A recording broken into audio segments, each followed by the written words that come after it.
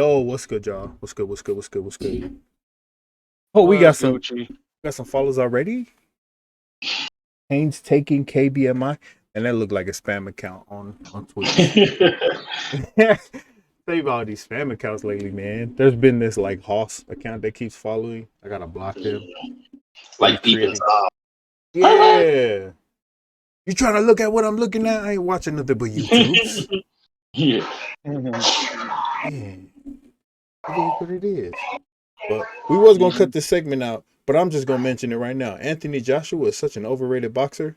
Your butt. I hope you never get the title back.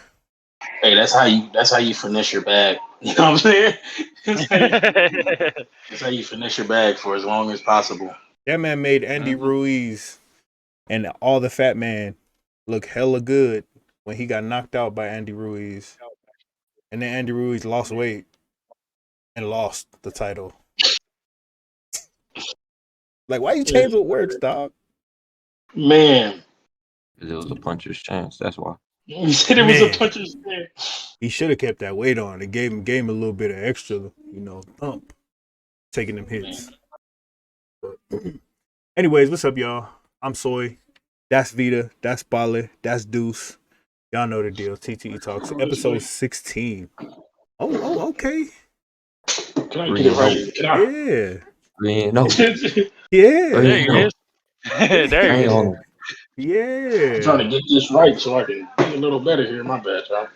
TTE Talks, episode 16, man. We come a long way. We have come a long way. We went from just gaming to starting this TTE Talks off the heezy. We're gonna call it just off the heezy, just off the randoms. Now we're here, man. We've come a long way. But congrats to us, man. Congrats to y'all. Yes. We doing this. We got to it, man. We got to it. There, though. Yeah, we are. We ain't gonna smell too much of the roses because we can't eat it. Nah. We can't eat it. We ain't gonna smell it. But we're gonna pass it off to Pale. We're gonna start it off with what most of y'all come here for is this or that. So we're gonna see what Pale got for us today. Hopefully it's not a. Can't smell roses when you got broken blinds. Pour out here. There you go. That's why I got this virtual background so you don't see my microwave, my Cholula, my ketchup. Office paintings over here. Hey. He got his Pacrypso. Pacrypso's in the background. Let's go, baby. This or that. This or that. All right. Lose the ability to read or lose the ability to hear music? Read. Yeah. Read. I don't read anyway. You can just listen to it. You know what I'm saying? Sing it to me. Y'all remember movie? What's the movie? Drumline? Most people don't know how to run a toilet, but they know how to use one. Facts. They steal toilet, but they know how to use one. Yeah, nah. I'm losing that ability to read. Somebody can read it to me. They got audiobooks. All right. See the ghosts of dead people or hear their voices? I'd rather see them. I ain't. Think about sleep and all of a sudden. Imagine this just sitting there though, looking at you, not saying nothing. Just looking at you though. Like, but what if one's standing there while you're like trying to get cheeks? You know what I'm saying? Hey, enjoy it, my boy. Enjoy the view. like these Twitch accounts. Boy. Hey, imagine they standing there and they just start laughing. No sound or nothing. No sound. That's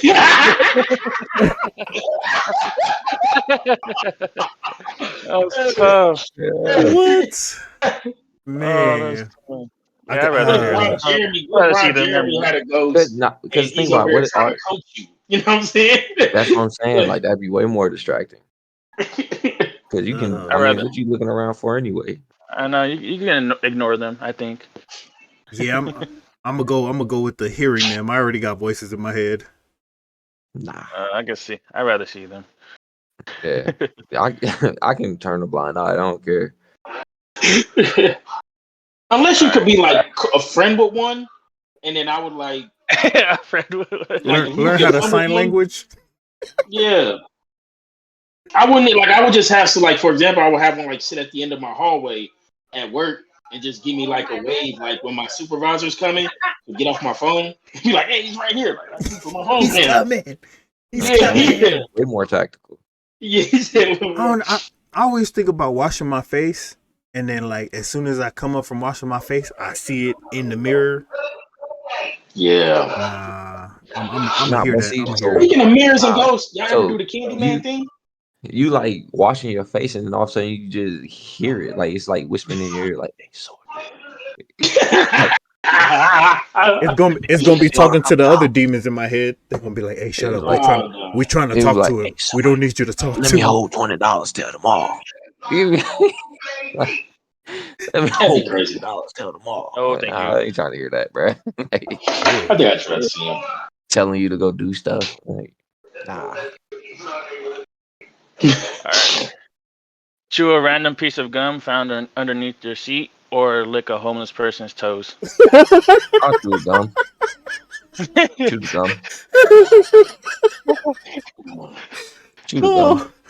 Oh, He said, "Yo, it's which disease? Which disease do you want? You want fungus on your tongue, or Bacteria halitosis from under don't the live that chair? long. damn, Bacteria that's don't live that bad. long on gum. That's bad. Oh, But Damn, that that's man bad, toes, bro." we gonna add that to the wheel of consequences just for Deuce. you gonna find a homeless dude in Las Vegas It's and gonna lick be his in toe. parentheses Deuce only. This only. Hey, let me lick your toe. That's crazy, bro. That's crazy. Nah, yeah. Lick a Definitely gum. homeless man toe or eat some gum from under the seat. You know what? I'm gonna go with the gum because Strictly I'm business. gonna put my own gum under the seat and let it sit, and then I'll come back to eat it. Oh, bro. I That's think just it's such a random though. that's such a lose, man. I'm gonna say you can't make the face, man. Y'all can't make the face by lick. You gonna go lick a homeless man toe? No, man. Hey Tim. Hey Tim, That's such a let me get that lose toe, bro. situation, bro. Let me right between that toe. Let me just. Because Like, I what if feel that's his like fetish? no. Like, Exactly. That's exactly what I was thinking. Dude. Like, what if it's his fetish? What if you like? I'm What if you go and you be like, "Hey, I gotta do this challenge," and they was like, "No. Frank been waiting on this. Get Fungus Frank, y'all. Get Fungus Frank." You know what I'm saying? Like nah. Fungus Frank come up and he's like, "Oh man, I thought I'd never see the day." It's just, I don't. Yeah, I don't. All the Oh, that's such meanwhile, this fool Frank is chewing the gum that you done put under your chair.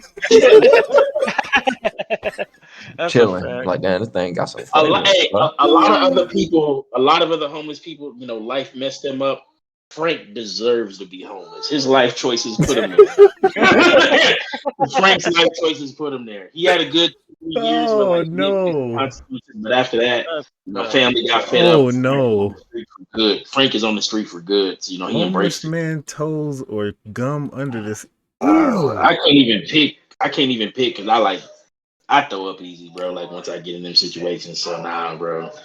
It's gum, bro. It's the gum. But if you had to choose, though, if you had to choose, If I really had to choose, I'm gonna take the gum. it looks like everybody taking the gum. That's a no-brainer. Because ain't nobody gonna know you eating the gum. You and that man gonna know that you just licked his toe. Nah. Somebody's gonna know you ate the gum. You can't dig a booger in peace. Somebody's gonna do it. That's a fact. He gum from under the bus. Ew. Ew. I'm worried about the next one.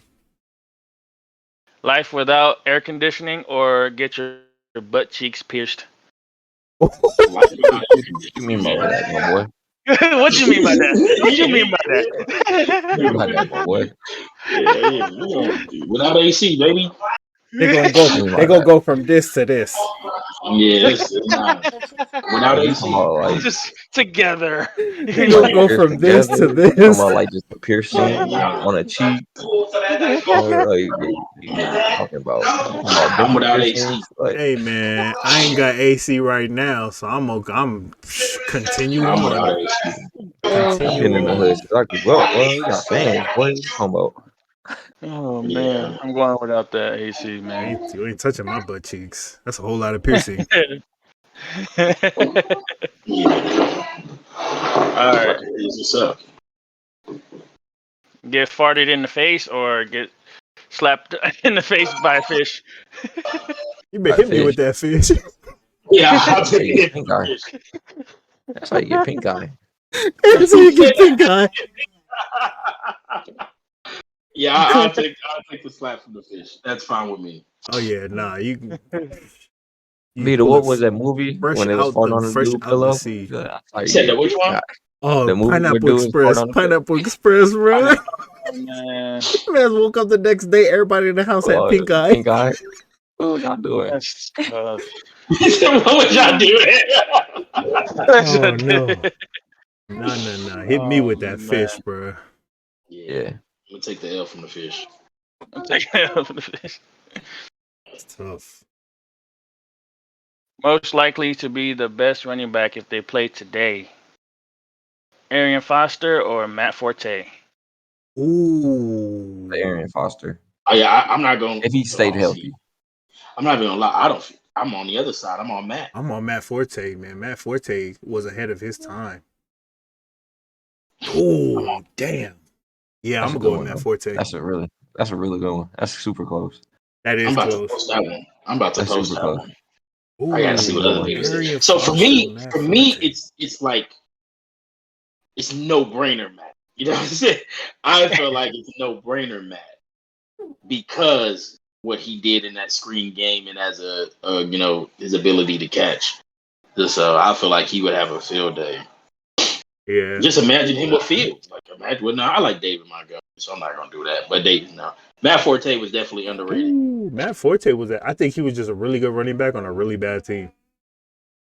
And at the I'm wrong still, time, we talk about I'm just Yeah, still wrong go with time. Arian Foster. yeah, that was just like there was so many good running backs back then. It was hard to appreciate them all. Yep. Somebody I'm still go somebody with had to Arian fall to the Foster. wayside.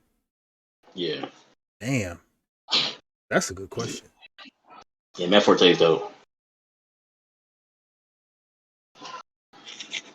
Most likely That's to succeed in another sport. Steve Nash in soccer or LeBron James in football? Oh, I'm gonna go with Steve Nash in soccer. Yeah, Steve Nash in soccer. Ah, that's the reason LeBron James didn't go to college playing football. I mean, he didn't go to college playing basketball either. You don't have to. Because you don't have to. That man said he said Went for the the hits that bag. I took sent me right to the basketball court. I don't know, because he nice with basketball. I mean, with football. I mean, That he boy, is, Well, but you think about it. How many Think about 6'8" it. players are there in the NFL that are receivers? they all play tight end though. I mean, you would And like he's the Cool. tallest Hold on, tight hold on, hold on, end, exactly hold on. that's what I'm like thinking. I'm thinking 6'5", like he's gonna 6'6". be. I think he's gonna be a we gotta. better Antonio Gates. Like in my mind, that's Nah. like Well, a let's be better honest. Antonio Gates. Ernest, And like that's the type of player I would picture him as. I don't But see it. if LeBron was to go had went to the league, like wouldn't he have been walking in with Ed Reed and Troy and Bob Sanders and like the hitting Ray time? He would have been during the Lewis. hitting time. So like, yeah, wait, dudes, I can they tell you, weren't like hitting those 6'8".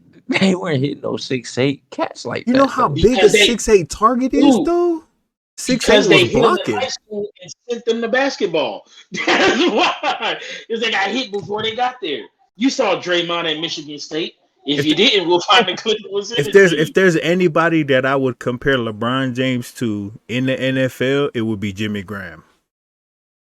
Yeah, Jimmy Jimmy Graham. Graham had one or two really dope seasons, and then they realized you can jump over whoever you want. We gonna knock you out because you got a whole lot of body to hit.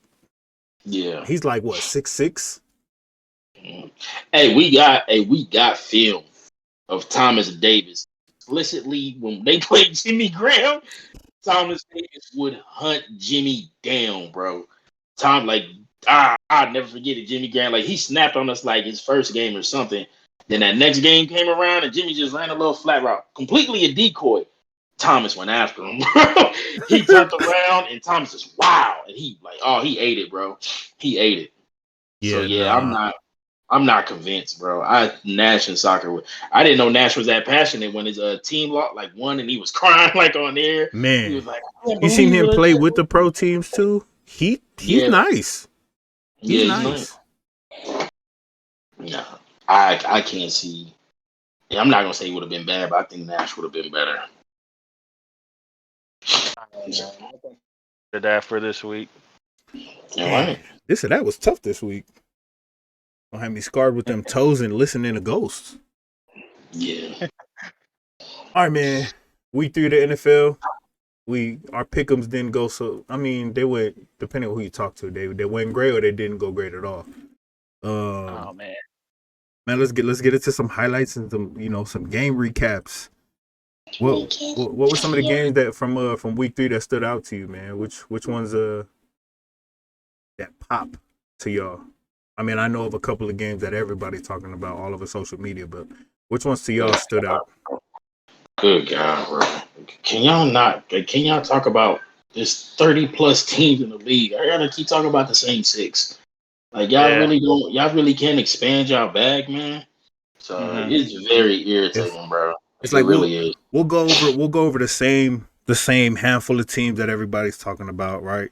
Everybody's talking about the Rams and the Bucks, which rightfully so. That was a great football. That was an amazing football game. Yeah. On both sides of the ball.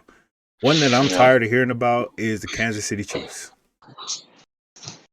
That's they're the equivalent to me to Mike D'Antoni's Phoenix Suns. Yeah. They'll go down there, they're gonna shoot the ball in 7 seconds or less, come back and play zero defense. They're gonna hope to score more points than you and not stop you. Yeah, that's and I don't want to drag it out, but that's just I find that really disappointing that they do that and that it's clear that they do that. And I also very much salute that I am able to look around on YouTube and find people for teams that are less marketed and find quality people who are talking about their teams who I can go listen to. Because when I tell you, man, they sound like, and I know your networks, man, you got to have like 40 people doing research, bro. Like y'all got to live off this certain stuff, man. Like, y'all can be better than that. Yeah. So they don't get too much of my time. But if I will say, TT has been very pro Justin Herbert, and he is as advertised. Yeah, he is as advertised. Justin Herbert really is that dude. Derek Carr really is good, man. He's like Continuing to look really good. Yeah, you just add one element to the defense. Like only one level of that defense needed to not play trash. And right now the D line's playing really good. So that's like, okay, cool. You got one part of your defense playing really, really good right now, and the D line is making life easier for everybody. So I think the Raiders should be taking good. I think the Broncos are looking at a drop off here soon because KJ Hamler was reported with a season-ending injury. Damn, and him too? Yeah, Damn.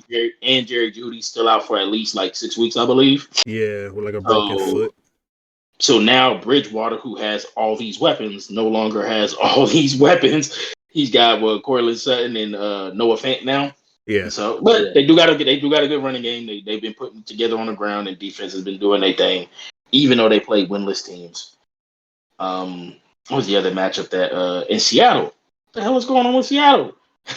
It was up by 10 in both of their losses. So you know what I'm saying? Like, I don't know what's going on with that. I haven't been able to look too much into it either, but I was like, yo, these dudes is really kind of folding a little bit here. Yeah. But that's quick for me. I'm gonna be biased and going to the Eagles Cowboys matchup. I think so. We all trashed that whole division, including myself, before and after every season, right? I think this year, I feel like Skip Bayless, man. Like I think the Cowboys might be it this year. The Cowboys might be it this year. Like they look really, really good. And then just on top of, being an Eagles fan, the one thing we needed not to happen happened. We lost our left tackle, Jordan Mailata. He's probably out this week too against the Kansas City Chiefs. And then we just lost Isaac Seumalo, our right guard. So we lost a left tackle and a right guard after we solidified having, this is probably the first time we've had a healthy O-line since the Super Bowl. Yep. And we lose those key pieces. So We'll see how the Eagles respond. I don't think we're gonna look good the next coming weeks. I went against my guaranteed L every week in picking the Eagles, and I picked the Kansas City Chiefs this week. And boy, But trying to get out that bottom. Trying to come out the man, mud. I do think the Broncos look good until obviously they lost KJ Hamler. Now they're going to be sitting on Melvin Gordon, rookie running back, who he's sharing snaps Javonte with. Williams. Yeah, and then Noah Fant and having Cortland Sutton having to figure that all out. But we'll see, man. The Ravens, or no, not the Ravens, the Lions. The Lions and the Ravens. The Lions are 2 plays every week away from winning. They're 2 plays away from being 3-0. Not against some scrub teams either. Week 1, the 49ers. I think the 49ers are fake. I don't believe them. Week 2 against the Packers. Aaron Rodgers, Devontae Adams. That is what it is. Everybody knew the Packers were going to win, even if there was only 10 seconds on the clock. Like, it doesn't matter. But this week against the Ravens, a history-setting game-winning field goal, 66 yards by Justin Tucker. Can't do nothing about that. Yeah, you just Can't rely on that. That's an L that you gotta rely on take and try to be as positive as you can going into the following week. I got the Lions. It's making the Lions buy in. Like, Lions players are buying in. Like, yo, like, we could do this, bro. Like, we not out of it. Yeah, that you can't count that field goal because it got a lucky bounce. Well, I'm not gonna say a lucky bounce, but it got a favorable bounce. Yeah, like it just as easily could have bounced the other way. Like, it's gonna win the ball where the ball hit it. So, like, you can't be like, oh, we lost. You know, like, yeah, we lost, but they didn't. Like, they did everything right. There wasn't a lot of penalties. There wasn't a lot of miscues on defense or offense. They just lost. Like, there's nothing you can do about that. But Deuce, looking at week 3, man, what are some matches that stood out to you? Honestly, I think the biggest one for me was seeing how the Eagles played against the Cowboys. I like, especially with the injuries, seeing what they could have done. The big matchup that stood out to me though was the Bears. Just how that boy Justin Fields was on his horse the whole time. Like, yo, he got, I want to say 9. He got sacked 9 times in that game. And like 6 times by Myles Garrett. Yeah, that's, like, kudos to the Browns, right? Like, hey, get after him, but that's super unacceptable. Like, people are gonna, like, I feel like that's not something, like, that wasn't a fluke, you know? Like, Okay, so can I bounce from that real quick? Yeah. Can I bounce from that real quick? So I heard a conversation where they said Chicago's coach, everybody knew Chicago's O-line was horrible, right? Yeah. And then the worst thing could have possibly happened in his first start with him: bad O-line, great D-line. They played really good. You play really bad. He looks really bad. Now you done pretty much damaged the brand of it. Would you start him going forward, or do you say, hey, you just really need to chill? Like, you just need to chill. So I would say start him because I trust him, but I will also, you know me, Vita, I'm a favorite. Like, I'm a guy who, if you can sit your rookie quarterback for that year and let him grow, then that's what you should do. And just let him get the mental reps more so, and just get used to seeing the flow of the game first before you throw him to the Wolves. And that would quite literally be throwing Fields to the Wolves, as we've seen. Like, so I will, as an optimist, I would say start him. Just let him get the reps because he needs it, but at the same time, like, protect your investment. Yeah, with the Bears, I really don't like the team. I mean, they're in my division, but I really don't like the coach there. Like, you traded up to get Justin Fields. You had a whole offseason to game plan around his play style, and you do the bare minimums for him to succeed. Yeah. No rollouts, no sprint out passes, no run game established. You expect this man to drop back 25 plus times in his first start. And Tom Brady this junk. Yeah. Like, if it's with me, pressure in his face. If it's me, he sits. He sits. Oh, yeah. He sits. He sits 100% because, and I said it earlier, I don't think 49ers with Trey Lance, and I don't think Chicago with Justin Fields starting changes what your team is going to be this year. Yeah. So just let them chill. Just let them chill.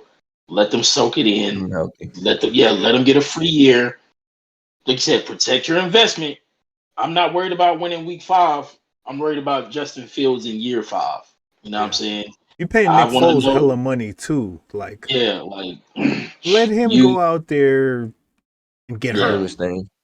Do his stuff because you know he's gonna you know he's gonna do something. Yeah. If I was them, like the Bears, I would trade Mac for some draft capital because I would just take the L on this year. Yeah. And just find more draft capital to buff it up. But again, if I'm go get a line. And I missed that miss in the San Francisco game when right before the half they couldn't score, and on 4th down they had to put in Trey Lance. I was like, boy, Jimmy, you ain't looking good out here, my guy. you couldn't put the ball in from the 2-yard line, bro. Really? That's what we do, bro. Mm-hmm. But I was like, they called the rookie to come put it in, bro. I said, man, you might want to.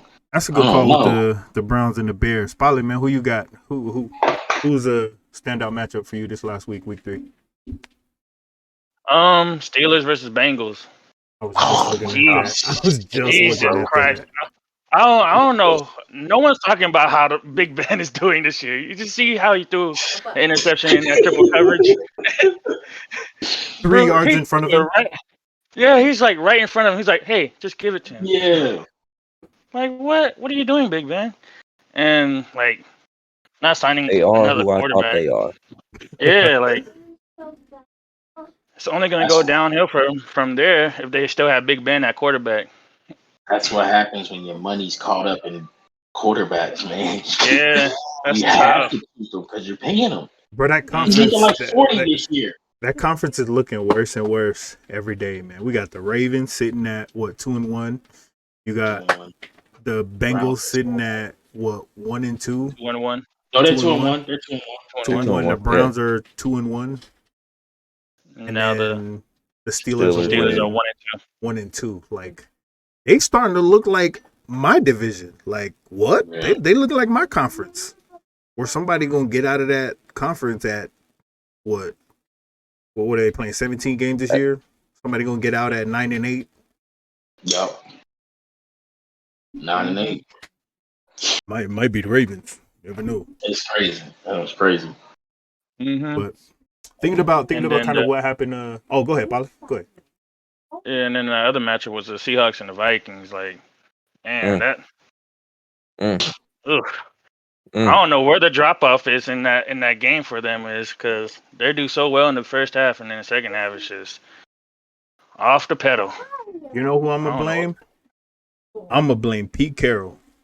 That's all Pete Carroll's fault, all of it. Because if I look at the play calling week 1 and week 2, Tyler Lockett went off on purpose.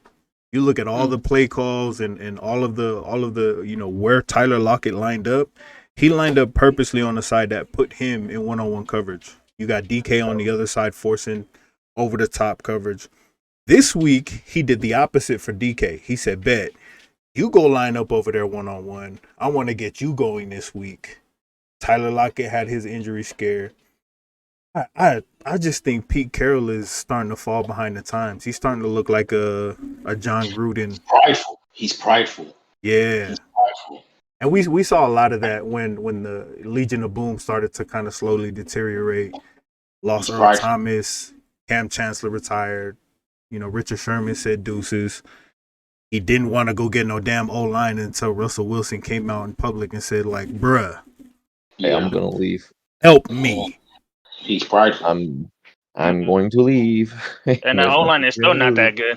They still good. And it's okay to be prideful, you know what I'm saying? Like, do your thing, bro. Feel confident about who you are. But Colin says that mess all the time, man. He's like, ever since the Seahawks owner died, like, Pete pretty much runs the whole organization, and whatever he says goes. You know what I'm saying? He has final say. So you're just like, yeah, this is on you, bro. This is on you. You got one of the top quarterbacks in the league. Like, you got to take advantage of that. He's not. Yeah. and those are one of those wins that you really need going with that division. Like that's an easy win that you should have in your bag. And now they're playing the 49ers. They're gonna fall behind really fast. I think you'll have two bad teams playing each other. It's basically what it looks like right now on paper. Yeah. But, all right, man. That's kind of the highlights piece. But thinking about everything that happened in week 3, all the games that happened, kind of the things that stood out to us. What do we now know going into week 4? What are some of the key pieces for you looking at all these teams going into week 4? What do you know? What are you confident in saying? What are some bold takes that you're willing to go out there and say, I know for a fact this is it going into week 4? Sean McVay is showing his polos. You know what I'm saying? Sean McVay is not playing. Man. Sean McVay and the Rams want it this year. They're not waiting. They want it this year. 100% they want it. Every year for the next 3 years, even though they've been playoff routine for them, they want rings, bro. They want rings, and they're coaching to win. So, yeah, they're on the look. And I think, I don't want to call it too early, but if Stafford continues to play like this, he added 4 or 5 years to his career because he's being protected. He's got a defense, and he's got a coach. So now he could chill, do the smart thing, make the plays he's got to make, and then that's it. That's definitely one thing I think when we all look now, we need to say Rams is it, but Rams is one injury away from not being it. You know what I'm saying? They're a top heavy built team. So if one of their main people go down, their season is done. You know what I'm saying? So they just gotta hope they stay healthy and they'll be fine. Yeah.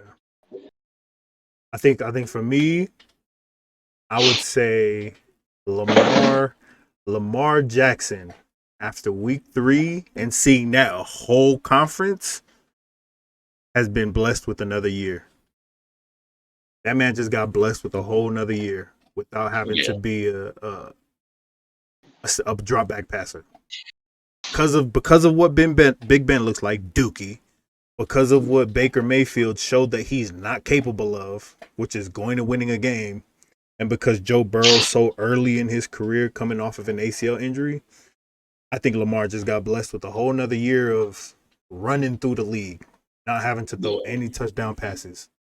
He going to rush for another, I think he rushes for 12, 13, maybe 1,500 yards this year, which is crazy to say for a quarterback, but I think that's what he does. And I think he throws maybe under 3K this year. But I think after seeing what he's been able to do to these teams the last 3 games, and then seeing what his competition in the conference is doing, he's just got blessed with a whole nother year. I think going into week 4, he doesn't do it at will. I think that's one thing that I know for a fact. Also, the other thing I want to say is I still believe Justin Herbert's going to be the MVP. Yeah. Yeah. For me, I believe this week is Seattle's biggest game of the year already. Ooh, week 4. They lose against the 49ers. Disagree with that. They lose this week against the 49ers. They're out of the playoffs. They're not going to be in the run for it. Yeah. I feel like that's too deep of a hole to come back from. That's tough. No, San Fran's 2-1. San Fran's 2-1. Okay. Yeah. 3-0, 2-1, and 1-2. Ooh. And Arizona got a favorable schedule, looking at their schedule. So this is their biggest game of the year. Yeah, I can agree with that. What about you, Deuce? What do you know going into week 4? What is the hot take you got going into week 4 after seeing everything in the last 3 weeks?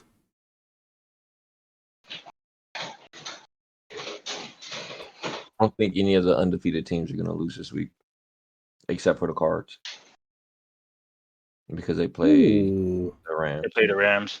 Yeah. And like that. I just remembered your pick'ems from Monday, and I'm not even gonna lie. I can't believe y'all picked the Broncos over the Ravens. Hamler's out. Hamler's out, and now Teddy's about to look like he's actually about to have to play somebody. I know. Defense. I had my Teddy experience. You know what I'm saying? Just have a full defense. Yeah, I still don't believe in the Ravens defense. I think they've been blessed. They have been blessed. So how many weeks have they got? Like what? Over 21 points put up on them easily. So that's why this they time selling. because you're missing Judy and you're missing KJ and you're missing 2 targets. I think you're missing 2, and I think now it makes it very, very easy to go over there and look at Noah Fant and look at Cortland and be like, hey, we just gonna double up and we just gonna make Teddy have to do his thing. So I couldn't give the Broncos a win over. If the Broncos beat the Ravens, I'd be like, you know what I'm saying? You're gonna be in the deep hole. You're gonna be on last. We're gonna have to implement some bonus points to get you up out there. Yeah. It's the 7 news. I could not see that one. And then the Raiders and the Chargers. Like, it's Monday night in That's LA. the toughest game. That's a tough game. Yeah, that's a tough game. This gonna be Justin Herbert's week. This is gonna be the week that the Chargers don't make any mistakes that force them to have to win the game instead of maintain the win. Yeah, Herbert puts his stamp on being the MVP this week. At least 4 weeks in. There's some illegal formations from being undefeated, bro. Like it's crazy. Like they should have beat the Chiefs by 2 touchdowns. They really should have. They really should have. The Cowboys too. But I mean that actually takes us into the next conversation, the undefeateds. Well, I'm a read off the undefeateds, and I want to get y'all take on, are they the real deal or they faking the funk? We're gonna start with the Chargers, or we're gonna start with the Raiders, not the Chargers. The Raiders, are they the real deal or are they faking the funk? I think the Raiders are real this year. I think they're real this year. They in it. Only because of the D line. The D line, like the front, the 2 edge rushers, is snapping, bro. So if you get some pressure, it'll help out. Okay, we got 2 for they the real deal, and probably saying they faking the funk. Faking the funk, man. They're just taking advantage of a lot of series of unfortunate events for each team. That's all I can say. That's tough. Yeah. I'm gonna say they're the real deal. They're the real deal through the first 3 weeks. I think they get exposed this week, but we'll see. Next undefeated team is the Denver Broncos. Are they the real deal? Or are they faking the funk? It's a mix of both. I think they're playing who's in front of them and just beating them. Yeah, it is what it is with their schedule. Like, yeah. So I'm gonna give them a real deal too. Like I am, because their defense is stacked, bro. Like they are. Their defense is stacked. But I think just like Carolina and them, you got 2 bad injuries at the wrong time playing the wrong teams. So Facts. And they're like the Browns. They have to play a certain type of way to, make Baker throw, make Teddy throw. As long as they stay away from that, they cool. I'm also giving the real deal, man. They beat the Giants 27-13. They beat the Jaguars 23-13. They blew out the Jets 26-0. To Deuce's point, they beating who they playing. I think this week will be like it's up in the air. Like they beat it. Like this week will be a true test on what that looks like. But I think their defense is good enough to hold Lamar. We'll see. The Cardinals, Arizona Cardinals. They the real deal or they faking the funk? They real, boy. They real, man. They sturdy. Jeez, I want to say fake so bad. I want to say they're fake so bad, bro, because they started off hot last year. They started off hot, you know what I'm saying, and then just buckled down. But I'm not gonna do that because I'm gonna say they're the real deal. But a part of me is just like I'm being just a little bitter towards them. Real deal. Sound like we're pretty unanimous across the board with them being a real deal. They got a lot of firepower, man, and the most impressive thing for them is a defense. We said this week 1 and week 2, JJ Watt saw something we didn't. Yeah. And now he over there getting lost in the mix. He ain't the star player. Ain't even the number 2 on defense. Yeah. It's Chandler Jones and Buda Baker. Yep. Like, It's I think tough. as JJ's gotten older, like that's what he's needed. He doesn't need to be the guy. Yeah. You know, he doesn't need to be the focus, because when you become not the focus, then you can play free. You know what I mean? Yeah. Now he can just go do what he does. Yeah. And Yep. there's no pressure of like, oh man, I really have to fight through this double team or this triple team Yeah. Yeah. all the time. Facts. You will see his numbers start picking back up because he's not the focus anymore. Speaking Yep. facts on that, the LA Rams. I think we're gonna be unanimous here, man. LA Rams. Yeah. They fake. Oh. Nah, Yeah. that boy. They Stafford got too the real thing. right now. They the Yeah, realest too real, of right? the real. They Chico right now, boy. Man. Yeah. To Vito's They point, scary. I think on the offense, they're deep. They're deep enough where they could lose a Cooper Cup for a game or two. I think the place they can't afford to lose anyone is on defense. Defensively. That's it. Defensively, they can't lose anybody. Defense. Because they're missing Henderson right now. Their starting running back. They got Sony Michel kind of carrying the load. They got, Cooper Cup. Man, that's a bad man. Cooper Cup. We need to start to have a conversation about what's really a top 5 wide receiver. Because when Cooper Cup and when Tyler Lockett snap like they do, we tend to look at the athletic type of dudes and the guys who jump and do things.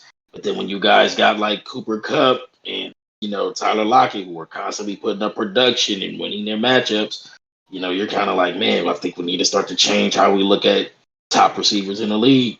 They're killing who's in front of them. Yeah. We'll actually bring that to next week's conversation. Next week, I've seen a couple conversations and arguments about the top wide receiver tandem in the league. We'll bring our take on who we think is the top 5 receivers right now individually. We'll take a look and see how our lists differ.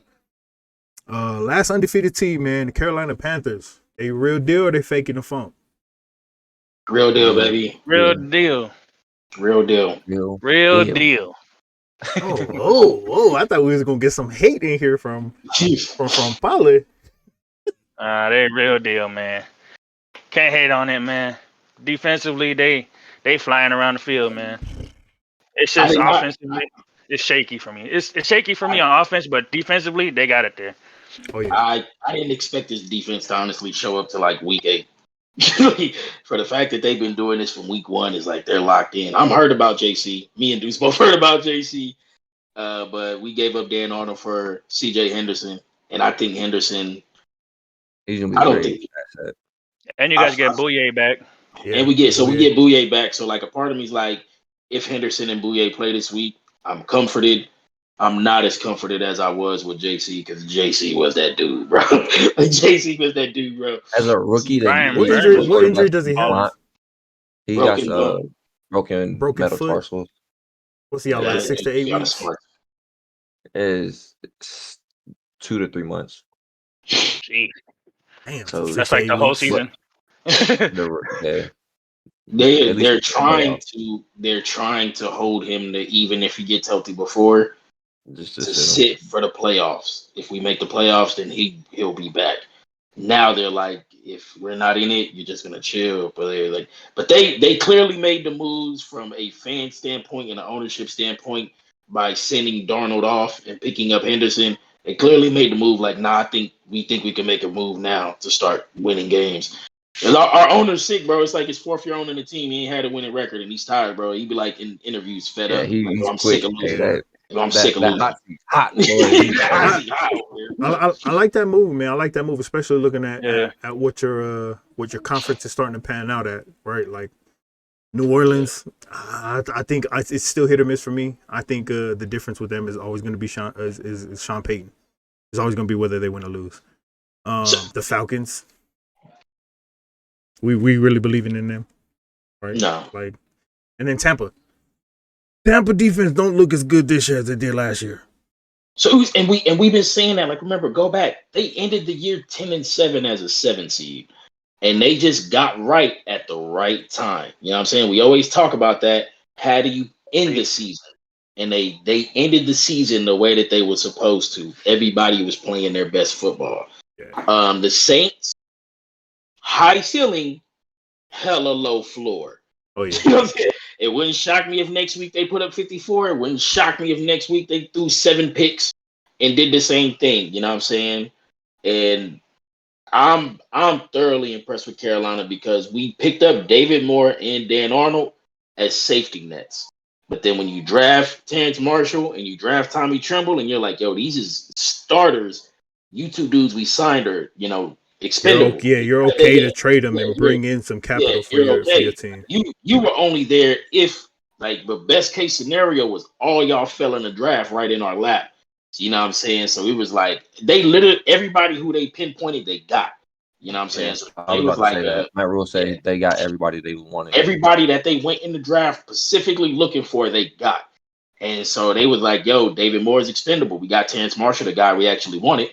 So you're gone. And Dan Arnold was just trying to fill Greg Olson's shoes. And we see Tommy Tremble, and they're like, all right, you can leave too now. You know what I'm saying? Like, we don't need you anymore. So they were just filler roles. You know what I'm saying? I wish we could have saw more Arnold, but I'm cool. Like them making that move impressed me to be like, hey, we're gonna try to go get us some wins this year. Cool. Yeah. For me, the Panthers are the real deal.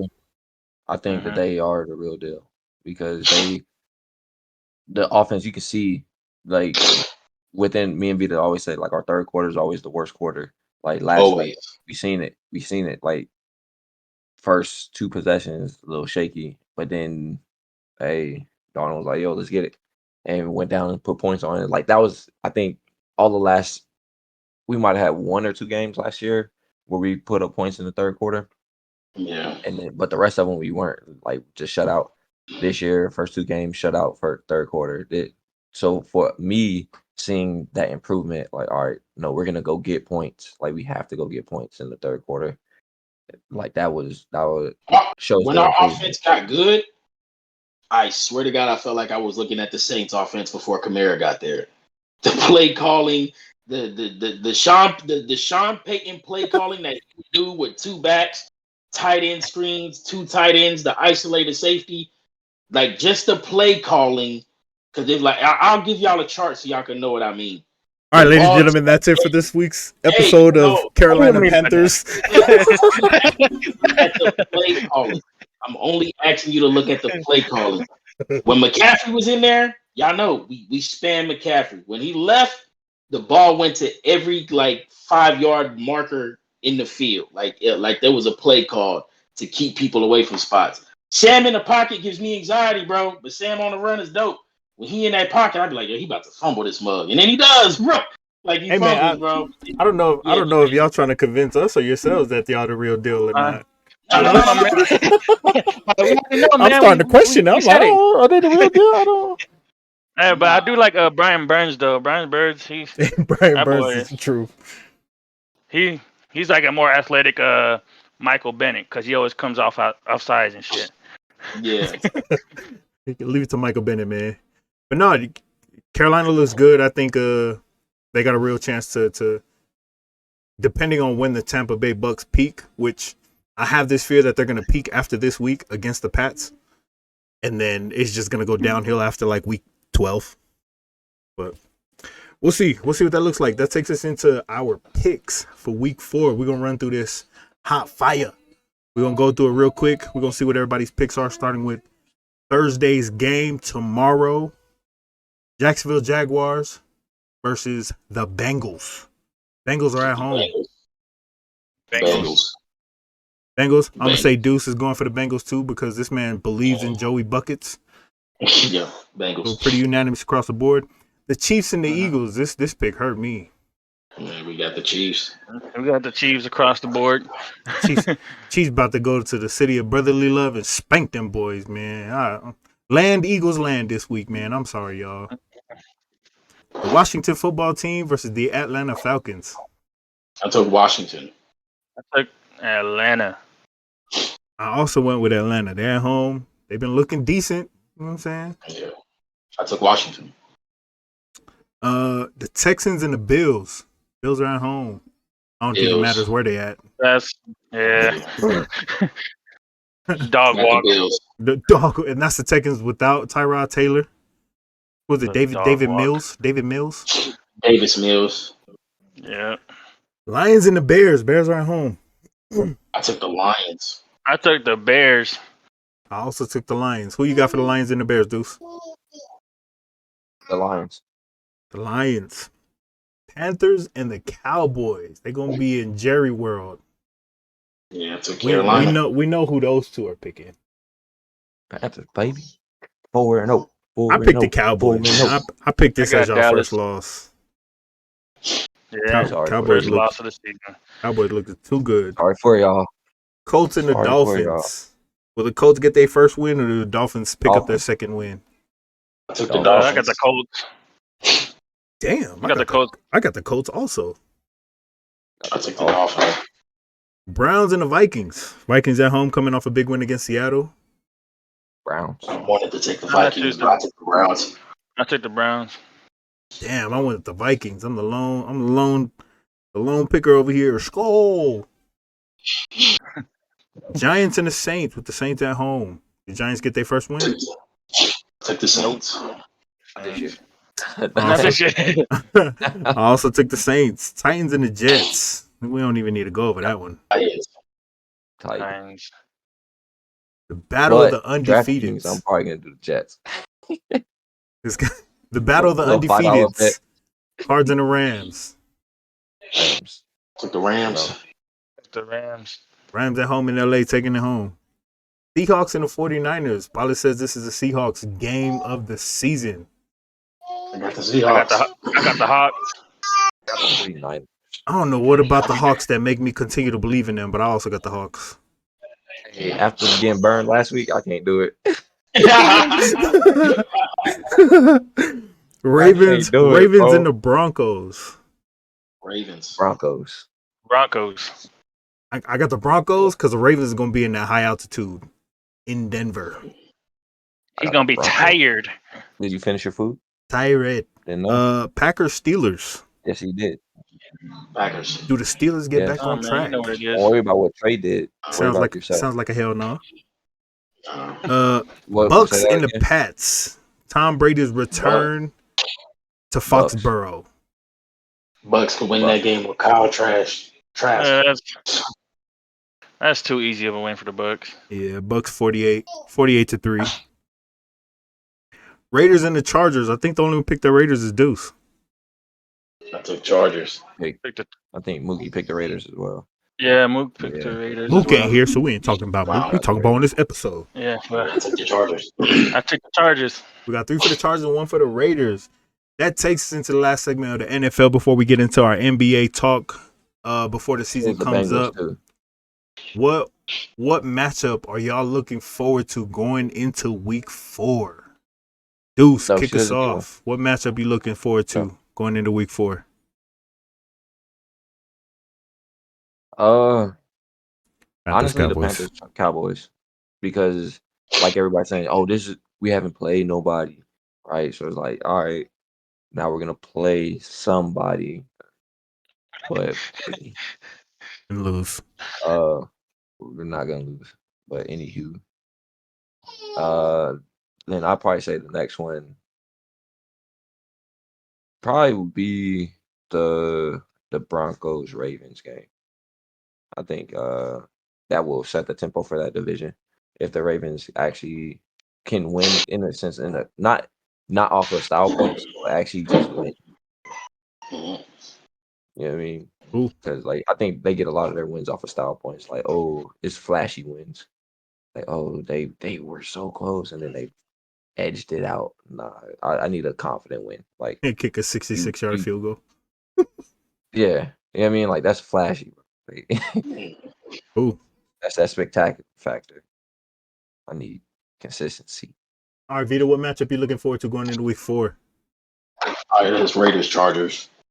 Because again, it's a Raiders win makes that division go really weird in the standings. Yeah, it does.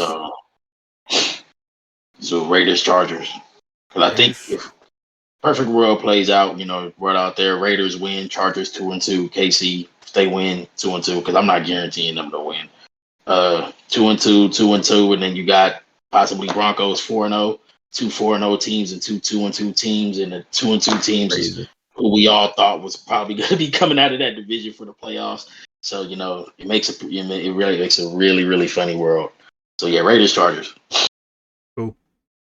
Ollie, what game you looking forward to going into week 4, man? Like I said earlier, man, the Hawks and the 49ers, man. Biggest game of the year for them. It's going to be their playoff game right there. Yep. Hawks, Niners. For me, I'm going to be looking at the Chiefs and the Eagles. I think the Chiefs go into this game underestimating the Eagles. Eagles defense is still pretty solid, right? We just couldn't move the ball for shit against Cowboys. I think they're going to go into this game they're going to go in there taking every possible risk they can possibly take going into this game. And even though I picked the Chiefs to win this game, I think the Eagles come out and make noise. I think they come out and make noise this game. I'm going to be watching real close to see what the Chiefs actually look like. I don't know if Andy Reid is going to be on the sideline. He got taken to the ER after his game, right after the game on Sunday. So I think that's going to be huge if he's not able to make it on the sideline. I think the Chiefs' ego is a little damaged right now. Well, there's all of this. Let's be honest. All of the Mahomes plays are like a step or a miss away from being a pick, and now they're just turning into picks. So you go from being Superman Mahomes to Jay Cutler. You know what I'm saying? Like, Jay Cutler. That's tough. I forgot about that. Sorry, Spent a whole lot of time in your division sucking. It's like they said it, like Pat Mahomes has a really high turnover. Like I think he said like 20 total career interceptions that were just dropped by DBs. Like DBs just dropped them, bro. And they were clear picks. He just dropped them, and now people is catching them, bro. Like we ain't having that no more. Just catching them. So I think Kelsey's gonna have a field day against the Eagles. Our linebacking core is not the greatest. Our D-line is pretty good. In our corners, I never thought I'd say this since the Super Bowl. Our corners aren't bad either. So we'll see what happens, man. That'll be the game I'm watching. The other game I'm probably gonna be paying real close attention to is the Browns and the Vikings. That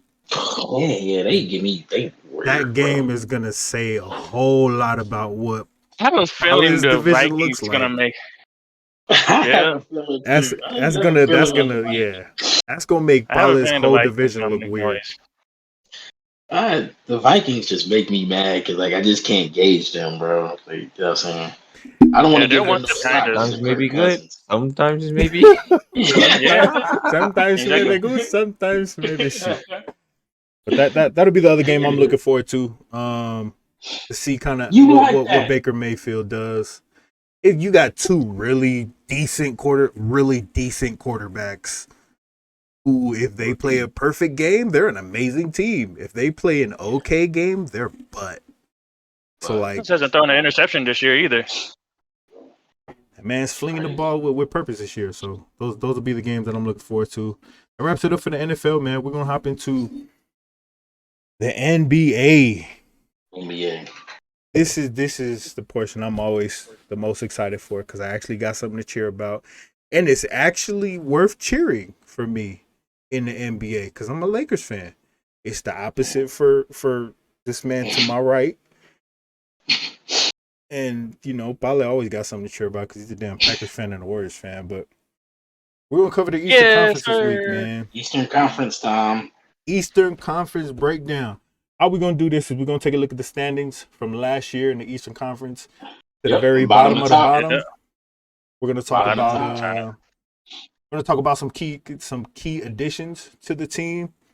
And then just players to watch going into next year, starting with the Detroit Pistons. Dwayne Casey's the head coach over there. They had the worst record in the East. I think they had the worst record in the NBA. Yeah. Got the number 1 pick, brought in Cade Cunningham. What do y'all got? I know Paulie got a little bit of a breakdown for each team, as does Vita, and then we got some notes for Deuce as well. Bali, man, kick us off. What are we looking at with the Pistons, man?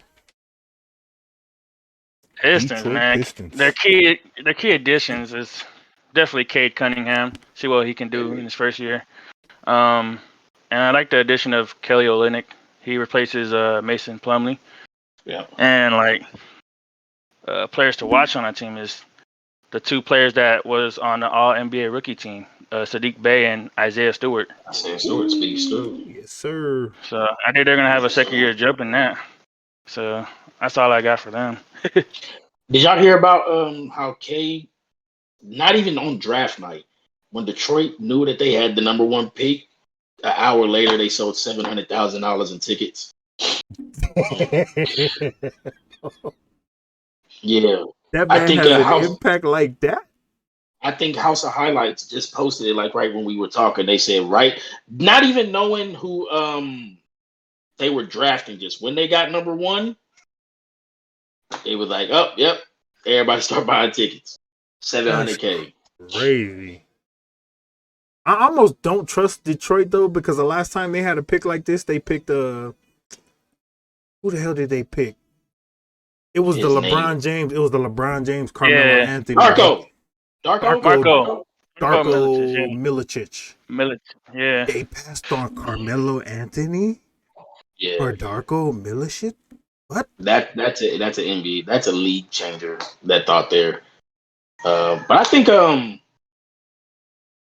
when you look at players to watch, again, probably naming Sadiq Bey and Stu, but the one that I was high on coming in was Killian Hayes from last year. And I think so something that and I kind of had to go back and kind of check some people who were Detroit people, you know what I'm saying? And they said that towards the second half of the year, Dwayne Casey and the team accepted where they was at, which made them better because then they start running plays and things, expecting that they were going to bring in a ball handler because they didn't really like Killian as the ball handler. They like him as a second option, not the primary. So they started to run a lot of stuff to where Killian would catch the ball instead of bringing it up and then being able to attack and stuff from there, which then, Sadiq Bey showing he's a 3-and-D guy easily and stuff like that. So Killian, on top of that, is who I got my eye on. Josh Jackson. Josh Jackson, sometimes you're kind of he is who he is, but he's also a person who I'm if he pops, I'm not going to say he's going to make the team much better.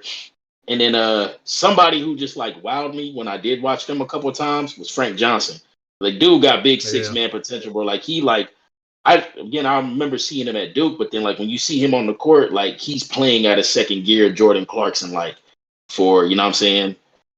He just comes in and he's running, bro, and he's coming in to score and to be a second pace kind of guy. So Killian, my eye personally is on Killian Hayes and how he could play beside Cade. Yeah. Yeah, you can't forget that Dwayne Casey's he's a good coach, man. He's a good coach. He's a good coach. Hell of a coach, man. The man won Coach of the year he got fired from the Toronto Raptors, bro. People forget about that. That just got swept under the rug after he took them to the Eastern Conference Finals and lost to LeBron James like everybody else did in the East. Yeah. But I think for me, players to watch, I definitely got Killian Hayes. I liked what he brought, especially to your point when they accepted where they were. I also want to say I want to see what Luke Garza does on this team. He has a very Kevin Love-ish type of style. He really does. Style of play. Really does. He's not athletic. He can step out, hit a three. He's probably one of the only people coming out of this draft that boxes out. Let's talk about NBA players, for a second. How many people really box out anymore? Right? With as many fast breaks as there are, it's a miss. Anthony Davis is standing there. I'm just gonna get back on defense, right? I think Luke Garza is gonna give them a lot of second chance points coming off the bench. I don't think he starts. Yep. Obviously, with Isaiah Stewart over there. Me neither. But Sadiq Bey, I'm huge on Sadiq Bey. Real big wing, 3-and-D guard forward prototype right now. It reminds me a lot of Trevor Ariza in his prime. So we'll see. So let me ask y'all this question: is Cade Cunningham a set for Rookie of the Year? No. No. I don't think he'll be asked to do. I don't think he'll have the pressure on him to do that much to put himself. He'll be in the top 3, top 5 conversation of Rookie of the Year, but I don't think he's Rookie of the Year. With the help of like Jeremy Grant, Sadiq Bey, all those scoring options, it's 50-50, man. I think he'll be like the number 3 scoring, the number 3 scorer on the team. Yeah, I don't think his stat line is gonna wow either. I'm looking at something like 13, 14, maybe like 5 and 6 a game. Yeah, for sure. 13, 14, 5 and 6. It's gonna be a very well-rounded stat line. That's how I feel. I agree. Yeah, I think he does. I don't think he has to be capable to go out there and do like what we would expect Jalen Green to and fire away like Anthony Edwards did. Yeah. Next team, right above the Pistons as far as standings go, is Orlando Magic with Jamal Mosley as the coach. I mean, Jalen Suggs is one of the most obvious key additions to that team. Key additions, yeah. Being able to land him in the draft. Stop, Oos. We was very anti Jalen Suggs going to the Magic. I mean, we made that statement. We said this was the wrong move to make. We were absolutely anti. I'm still anti Jalen Suggs. Yeah, he still is a bad fit. Looking at who they picked or who they signed in the offseason, they got worse. Like, to me, I tried very hard to make, some sales for, all right, maybe here. No, maybe here. Re-signing of here. When the rookie is your key addition and you haven't gotten better, I don't even have a player to watch for them on their team. Because I think Cole Anthony gets pushed to the bench. And he might even lose some minutes and be in a timeshare once Markelle Fultz is back. And I hate that. He's the player. I think he's the player to watch. Markelle Fultz. Yeah, Fultz. I'm very on the, and I'll make a strong stance on this right now because I know sometimes we try to be reasonable, but I'm I'm just gonna stand on this one and I'll bite the bullet if we bite it. Like you said, they got worse. You should have not taken Jalen Suggs. You had Cole Anthony. You had Markelle Fultz. You did nothing to really benefit your team. I don't know what you're looking for. I don't know what you're trying to do, but you shouldn't have took Jalen Suggs. You could have shipped that off for some other type of stuff.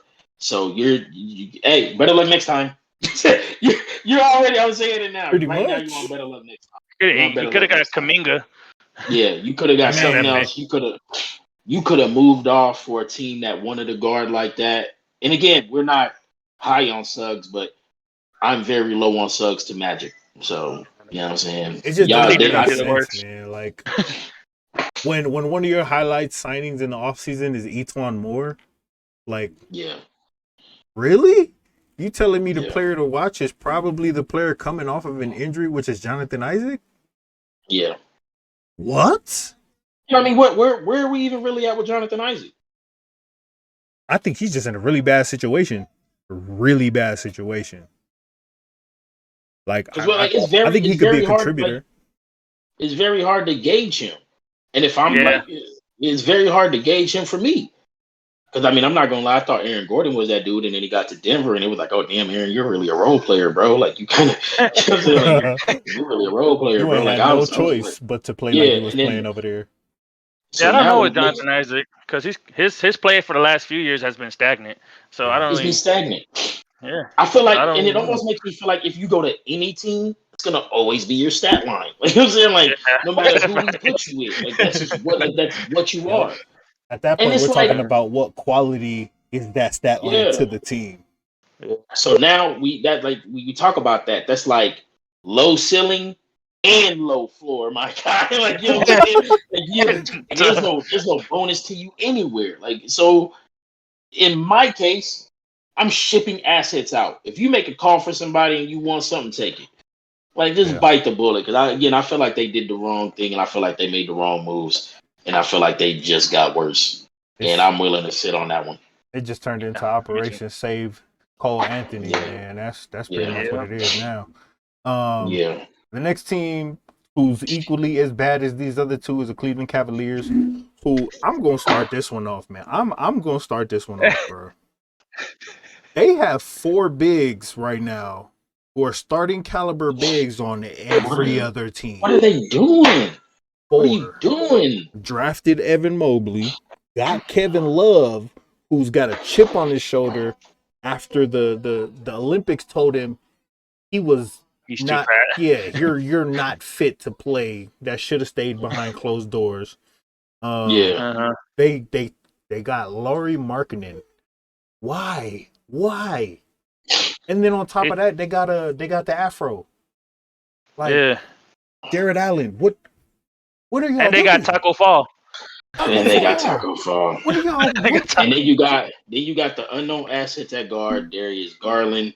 Yeah, And you want to Sexton. get rid of Colin Sexton, like you picked up Isaac Okoro last year out the draft. You just don't know what you're doing as a organization, do you? They got Damian Dotson. Like, to me, the player to watch over there is Ricky Rubio. Like, it's definitely Ricky Rubio. Oh, God. It's definitely after what he did in the Olympics. Oh man, he's gonna be that man can go and he can go and miss every shot and guarantee at least 5 offensive rebounds per 10. Ricky Rubio was mine. What does Evan Mobley look like in the Rookie of the Year race? No, he doesn't. Not even close. He doesn't look like, because you suffocated by a situation. Yes, you got big money for Jared Allen, which I think they paid Jared Allen to use him as a trade chip with Colin Sexton. So if that's the logic, if by All-Star break you're moving off of Allen, you're moving off of Colin, cool. You know what I'm saying? It starts to make sense, because even if you look at a lineup of Okoro, Garland, Markkinen, and Mobley just as your 4, you're like, okay, I can kind of see what you're doing there. As high as you're going to go is going to be dependent on how good Mobley is and becomes. But okay, what do you go? Who's going to take Allen and Colin and maybe a pick or something, or maybe you're just going to get a pick and ship them off for something else. So that's what I'm thinking about. Is somebody down the line is going to be like, hey, let me get Allen, and let me get Colin, and let's move off of them. Because Colin ain't got paid yet, right? That's why they're trying to get rid of him. So I think they're using Jared Allen as somebody who's like, yo, ship us an expiring contract and a rookie piece and or pick. It will give you Colin Sexton and Jared Allen. But player to watch is definitely Ricky Rubio for me, man. Rubio. I'm on Mobley. I'm definitely on Evan, because I think as good or as bad as he gets means how quick of a phone call the Cavs would take. Yeah. That's true. I think Kevin Love will be gone eventually. Kevin Love will be out of He said he's not. Yeah, he said he's not taking a buyout. Yeah. He already told them. He was like, yo, I'm not taking a buyout, so you're going to have to trade me or something, but I'm not taking a buyout. Yeah. So, Any input, Deuce? Booker. Got you. Devin Booker. Western Conference chat next week is going to be all over Deuce. The next team who's really, they really weren't bad. They just got hit heavy with COVID. They got hit heavy with not even injuries, just players couldn't play. They didn't play at home at all last year, which is Toronto Raptors. Toronto. Start us off, Vita. Key additions, player to watch for you. Definitely Scotty Barnes. You know what I'm saying? I told y'all I was like, hey, Scotty's going to the Raptors. I think it's like a real thing that Pascal does get moved. You know what I'm saying? I think it's a real thing if Pascal gets moved and Scotty just is like that dude from day one. I think it lowers his value if it starts from day one, though. I think somebody will call like, man, you really don't need him, bro. You know you don't need him. Let me send you somebody else and get you out of here. So Scotty Barnes is definitely the guy that I'm watching, because you move off of Kyle, which with accolades and everything, greatest rapper of all time. You know what I'm saying? The 10-year, the things that he did. Yeah. Now I'm not gonna say it in a bad way, but the Raptors have had some people, bro. Carter, Bosch, Rosen, Lowry, just even in the last decade or two, they had some people. So yeah, Scotty Barnes. Scotty Barnes is who I'm watching because he's who's gonna determine. We know Van Vliet is real. You Oh know what I'm yeah. saying? I like Boucher, Chris. He's got a chop and he plays really good defense, really good modern day big. If Scotty Barnes just comes out and if he has like a Ben Simmons like rookie year, you know what I'm saying? You know, like just really comes out and hits the ground running, the Raptors start to make a lot of noise. And Pascal gets moved for very cheap because I think people are just gonna be like, you don't need him, bro. So let me give you something else. I think that's actually Sure. who's going to be up there for the top 3 in rookie of the year, Scotty Barnes, just because of the situations that he's in. The sooner they move Pascal, the sooner he'll be in that conversation for sure. But player to watch for me from the Raptors is actually Gary Trent Jr., man. I think he's going to benefit a whole lot with Kyle Lowry leaving. He signed a real big contract over there to stay there. I think they got rid of one of the best pieces they could have in Norman Powell to get that trade, but I think both teams won that. But I think Gary Trent, he's got an upward trajectory. I think he's going to end up being the number 1, number 2 guy over there for the next 2 years until Scotty Barnes kind of gets his feet settled. We know Van Vliet ain't that dude to be your number 1, but he is that dude to be your facilitator for sure. I know they picked up. I think they picked up Goran Dragic, who was a solid piece behind Van Vliet, but they also got Matt Flynn over there behind Van Vliet, so they got a little bit of an insurance policy at the point guard position. But I think Gary Trent for me is a guy to watch. Yeah, they got good depth. How about you, Polly?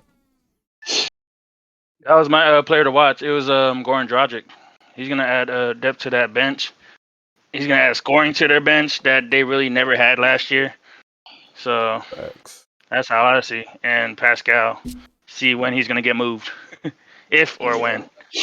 Cool. Deuce with Devin Booker. We already know what's up. Devin Booker. We already know what's up. In book that man trust. One of the more exciting teams that got built this in the offseason is the Chicago Bulls. Billy Donovan's over there. I still am on the fence about Billy Donovan. I still don't know how I feel about him. They picked up Lonzo Ball, DeMar DeRozan. They still got Vucevic over there. Obviously, Zach LaVine is kind of cornerstone. One of the things that we talked about, which I still can't believe they pulled off, they still got Patrick Williams. They still got Kobe White. And then they signed Alex Caruso. Yeah. What? So I've started to get around, and Chicago doesn't like Kobe White. Like, there's a big majority of fans who don't like Kobe White. That's crazy. So yeah, it really is. It's like a fat majority that's just like, we're over this guy. So it's like, you know what I'm saying? He cut his throat. We still hate him. Yeah. So let me ask y'all this question: with the additions of Lonzo and DeMar to Zach, where do we really range them now? That's a good question. Like, where do we really range them? Because we know what DeMar is. We know that Lonzo's improved every year, and we know that this is the most support Zach's ever had. Yeah. So it's like, God, this is gonna sound like a big cuss word because there are still, two of them still in their prime. One's and the other two are really good. This gives me, at worst, very Darren Williams, the Brooklyn Nets vibes. Yeah, remember that? Yeah. All players, Kevin Garnett. You know, when I'm looking at worst, this gives me very Darren Williams to the Nets vibes. Okay. At worst, you know what I'm saying? It's just like, damn, we really thought this was gonna work. You know what I'm saying? The dude's not even got trash. You know? Hey. So like, I got a renege to that. Not in the comparison. My comparison is the Washington Wizards, John Wall, Bradley Beal, Otto Porter. Oh God. with who the hell was the center at the time? The Polish Hammer, I think they called him. Yeah. Damn, I can't think of his name right now, but they were just like there. You know what I'm saying? Yeah. yeah, They were just there. They made good TV.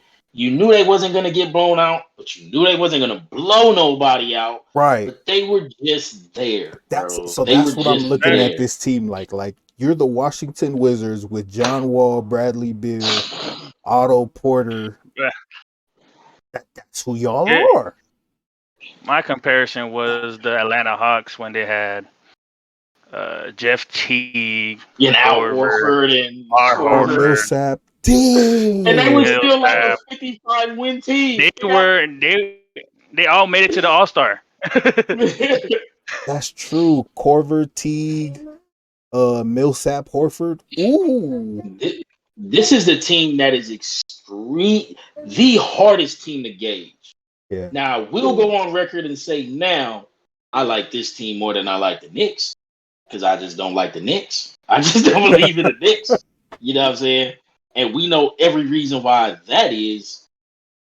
But again, they give me that move of like, yo, we can come All-Star break and be looking at a 15-win team. You know what I'm saying? That's Like, facts. things just went bad. So for me, it makes my player to watch Patrick Williams because he's the Ooh. only. Y'all know I always go off of, okay, I know a person is this, I know a person is that. We don't really know what Patrick Williams is yet. Yeah. Could Patrick Williams be Jonathan Isaac? You know what I'm saying? Like, if Patrick Williams Laurie turn out to be Markkinen took Jonathan all Isaac, his minutes last year. yeah. So like, could Patrick Williams just turn out to be a Jonathan Isaac type of dude? Could Patrick Williams turn out to be the best player who benefits from having these guys around? Yeah. You know what I'm saying? So it makes it they are the hardest team for me to gauge on me saying, yeah, y'all are playoff caliber to, yo, what the hell is going on, bro? You know what I'm saying? Because if worst case happens, what's Lonzo's contract again? I forgot. It's only 2 years, right? Is it 2? Two I think it was years. like I think it's like 4 years with a player option. 4 year. Yeah, 4 years, 80 mil. So it's almost like if this goes bad, you're stuck. Basically. And you're not stuck in the Cavs where you'll be bad and get a good pick. You'll be stuck in the in the middle of the pack. Who you got, Bala? Who's your player to watch over there? My player to watch is Vucevic. He thrives on getting touches on down low. So we'll see if he gets any with DeMar and Levine and Lonzo. So he might get pushed to like fourth, fifth option, if any. I agree. I think to me, so I got two players to watch here. Lonzo Ball. I think we're really gonna see what Lonzo Ball is capable of. They signed him, they paid him, he's stuck. You're there. We're really gonna see what he's capable of. Second, I think we're about to see if Zach LaVine was a good player on a Dookie team or if he's a great player making a team better. We're about to see if he's superstar caliber or if you were just a decent player on a really doo-doo team. Yeah. So I think it's gonna be a real telling year. Either Mike is gonna be really happy or really, really sad about the Bulls this year. We'll see what Zach LaVine is made of this year. But I was waiting for this team to come up. They finished. What did they finish last year? They finished 10th in the play-ins. We got the Charlotte Hornets. We'll start with Bale, then I'll go, and then Vito will wrap us up because this is his squad right here. Representative from the East, baby. Except Mike's not here. My player to watch is James Bouknight. I didn't see much in the summer league, but that's catered to. They played a lot of rookies, and I didn't really see much from him. I think he's gonna get lost in the rotation, like how who was it, Devontae Graham did in that system. And I like the key addition of Kelly Oubre. Adds a little defense on your team. We'll see if he shoots like he did in Warriors. If he does better, then forget him. Oh man, but yeah, that's all I gotta say with them. Oh man, for me, I think we saw the. Now, hear me out on this. We saw the worst of LaMelo Ball last year. We saw the worst. LaMelo Ball will never be that. And he's damn rookie of the year. He played amazing last year. That is the worst we're going to see LaMelo Ball ever play. This man is going to soar through the roof every single year moving forward. But to me, the player to watch next year is Miles Bridges. What do you do to expand your game to make you not end up like a John Collins in Atlanta? Yeah. Because Atlanta, they knew what they had with Trey. Trey came out, balled out first year, balled out second year, carried them to the playoffs and damn near the finals. But I think Miles Bridges, if he can expand his game outside of just being a highlight dunker, and man, is he a great dunker. If he can expand his game similar to what Julius Randle did, the Charlotte Hornets are going to be a problem in the East. Miles Bridges is one to watch, and then Kelly Oubre. I want to see what Kelly Oubre shows up. Is it going to be the Washington Kelly Oubre? Swag Poppy or whatever they called him? Wave Poppy? Or are they going to get super broke Golden State Warriors Kelly Oubre? Yeah. So wrap us up with the squad, representative of the East. For me, it's 100% Kelly. It's 100% Kelly. Because I think Kelly makes Gordon Hayward and PJ really expendable if he comes in and do good. I think PJ is just already on the hot block anyway because Miles stepped up at a time when he didn't. Miles ended the year like the last 20 games as a starter, and just in that 20 games, he was close to like 18, 6 and 3. Yeah. Just as a starter in the last 20 games. And I'm not saying he's going to walk in next year and do that. But I think what Miles did is now slowly Gordon's going to be playing like 20 minutes a game. Sustain that man just to keep him healthy. Miles is going to do heavy lifting. If Kelly comes in and dominates, because he's just clearly a better defender, probably already the best defender on our team, goes in and shows that we don't need PJ, serviceable on offense. I think PJ's gone, and I think Gordon's going to be gone pretty soon too. And we could move off of both of them. Plumlee, he just doesn't change nothing there for me. Yeah. I'm expecting, like you said, Oos, I'm expecting a jump from LaMelo. I'm expecting stability from Terry. I'm tripping. Y'all still got Terry Rozier. That's similar to us stealing Kendrick Nunn and the Bulls keeping Kobe.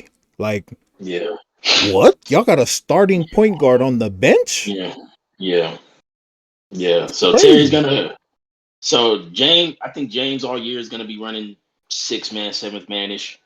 They're just gonna let him come in and be a scorer because dude gets a bucket. He's not your primary ball handler. James is not your primary ball handler. He's a bucket. You know what I'm saying? He has a chance to be very he's a high volume scorer. And I don't think we're gonna see Kai Jones too much at all this year. I don't think we can afford to. And I'm okay with that. Because again, I have to see what Kelly does.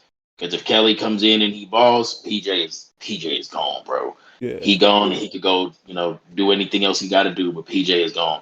And I think with PJ as a starter at any position on your team is only so good. And that's not as good as I need my team to be. I need to win the finals. So, that's it. Oh, that takes us over to the Indiana Pacers, man. I mean, another one of those teams that kind of get lost in the mist. I think they finished ninth. I don't even think did they end up getting in the playoffs. They did. They got to in that play-in. Yeah. But key additions for them for me was Torrey Craig and obviously drafting Chris Duarte. Player to watch is Karis LeVert. I mean, he had a great year last year, but we forget that this man came off of removing a tumor from, his chest, I think it was, going from Brooklyn over to Indiana. So he's going to have a full year of he had a full off season. He's healthy. I think him and Domantas Sabonis are going to drive that team. Obviously, those are the two big names over there. Yeah. But man, you got the legend, TJ McConnell, the 2K22 legend. That man. The man himself.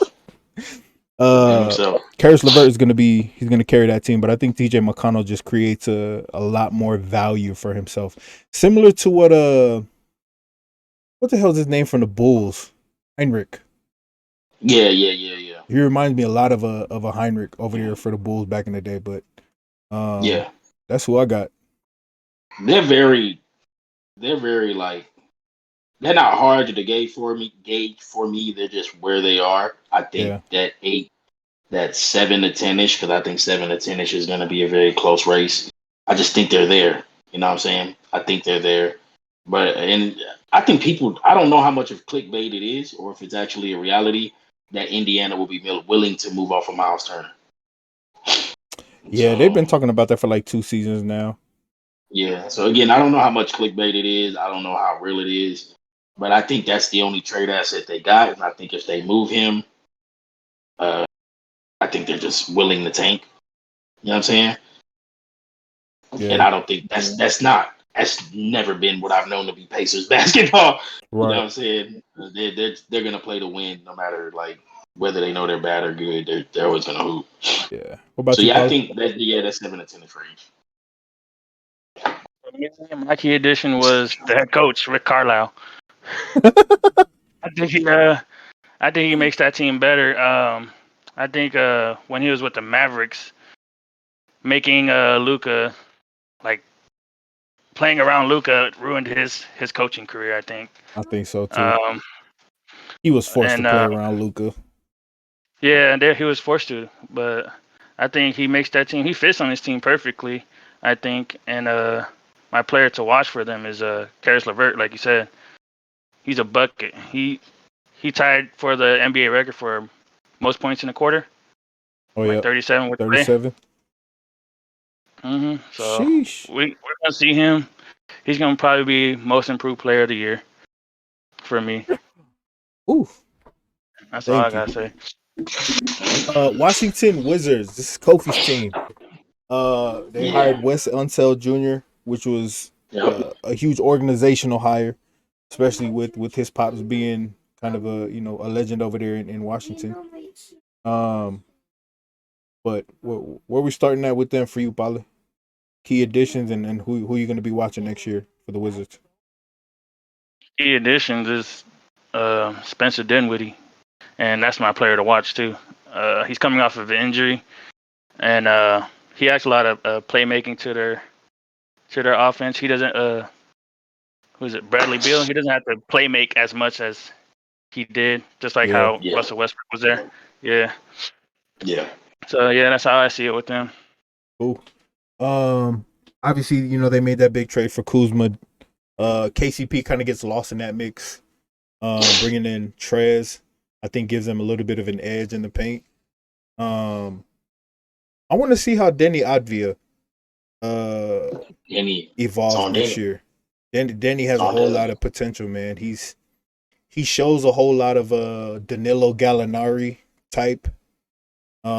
Maybe even like a Bogdanovich over there in Atlanta. Okay, so then tell me this: if let's say if Denny's absolute ceiling is Danilo and Bogdanovich, right? Mm-hmm. How much better obviously it makes the Wizards better? Mm-hmm. To what extent? I don't think it moves them up in the standings. I think they're still fighting for 6 through 8. 6 through 8 East. Because I mean, so for the longest, the narrative has been the East is whack, right? I think since LeBron left and Kawhi left, the East has balanced itself out pretty nicely. It has. Like I told you, I think the West is easier because it's so top heavy that we know you're there. We know you're there. You know what I'm saying? Mm-hmm. The East is like, 3 through 10 can be very interchangeable, very easily. Oh yeah. You know even though 3 through 10 is weaker than 3 through 6 from the West, it's still very balanced. And then again, you're an injury away or a hot streak away from playing yourself in or out the playoffs in the East. Yeah. Plus, I think the stylistic differences from the East Coast to the West Coast is very, very clear now, right? Like, I look at the East and they're running like a spread offense, right? I look at the West and they're running that West Coast offense. It's like, we're going to pound the ball in your face We're gonna get in the pistol. We're gonna force you to read who we're gonna run play action. And then if you look at the East, it's like you got guys like KD, Kyrie, you got Giannis, you got everyone spreading the floor out, and it's like we're gonna throw 4 receivers out there. We're just gonna throw the ball. Yeah. So, who are your key additions and players to watch for the Wizards? Denny. Because thank you ESPN for that trash article that y'all put out. Thank you for at least putting Bill 11. You know what I'm saying? Like, thank you for acknowledging that my guy is as close there as he should be, even though I think he's higher. Like, thank you for at least saying that Bill's that guy. Because Bill really is that guy. He's like, so I think there's a real potential that if he could even push that team to a very, very good 3 seed, like just off some stuff, that everybody needs to be screaming Bill MVP. Like everybody should just be screaming Bill MVP if Bill could push them to a 3 seed. I feel like we know what Spencer Dinwiddie is, and I think Spencer Dinwiddie is the best complement, not best point guard Bill's had, but he's the better complement to his game that he's had. He's not going to take the ball out of his hand, but he's not going to force it to have to be in his hand for things to be productive. Yeah. Again, Mr. Kuzma, as you've been kind of snapping back at everybody, talking about he's made the statement so many times. I'm playing behind 2 of the best players in the world. Any other team, I'm a 20-point per game all-star. Well, this is your chance, Kuzma. Here's your chance. This is your absolute chance to go to a team and to get moved off, because if Denny plays the same and you play the same, Washington is going to be ready to just say, hey, Bill, we got to get some picks up out of you because ain't nobody helping you out. We just going to take this L and get up out of here. Because it could be like you if the Wizards are a bottom 10 team by All-Star break, they'll send Ben Simmons for Bradley Beal. Hey, go ahead, bro. Go ahead, bro. Hey, what's crazy? What's crazy is Kuzma saying that in the East, you got to beat out Jason Tatum, Jaylen Brown, KD. That's just 3 off top. Like you got to beat them out to be in the All-Star game. Nah, dog. You're gonna go in the Rising Stars Challenge. Jimmy buckets. Like I'm not even asking you to be in the All-Star game. I'm asking you to be the 20-point per game person you said that you are. High 18 at minimum. You got to give me 18 at minimum. You can't give me 18 at minimum. I'm cool on you, bro. He gave us 18 when he started in games he started. Yeah. So he's capable. If he averages 8, man, he's getting released. Yeah, they're gonna send him. They're gonna send him to Japan. Shanghai. We getting into the heavy hitters of the East. At least last year, 70 or the Celtics. They finished at number 7. They hired Ime Udoka. I think it was a great hire for them. Who was it? Brad Stevens moved up as Danny. Was it Danny Ainge? Yep. Call it quits. But they got Enes Kanter, man. I don't know why teams continue to sleep on Enes Kanter. That dude is he's a walking double-double. It's just 2 teams. It's just the Celtics and the Trailblazers. they continue to sleep on him, so they just trade back and forth. Yeah, they're just like, hey. And then they got Dennis Schroeder, man, like Mr. I didn't see no $80 million contract at the beginning of the season, man, and I'm just saying that now because Twitter's roasting me, like. But to me, the key player to watch next year is Jaylen Brown. Jaylen Brown is going to break out next year. He broke out last year too. To have Jason Tatum and Jaylen Brown at the same time, the Celtics are a Jaylen Brown injury away from making it harder for the Bucks to get to the finals last year. Yeah, I fear, and I'm gonna throw this fear out. I fear the Celtics are the forward version of the Trailblazers. I hate that you said that. I can't be mad at that. Yeah, I can't be mad at that. Like Dame and CJ. Yeah, like Dame and CJ at the guards. That's tough. Two great forwards. You just keep hitting these great teams, and you keep hitting wrong times, and you can never find a player that really fills that void to go over the top. And then eventually, you're like, you have to buckle and let one of them go. and you miss out it, and wrong person, wrong time, wrong thing. And part of me says it's Boston's fault because I screamed it at the beginning.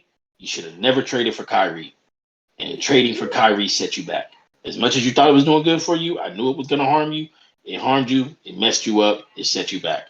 So I really, really, really fear the Celtics are the forward version of the Trailblazers. Damn. It's two great players who are never going to make it. All right, so hypothetically speaking, right?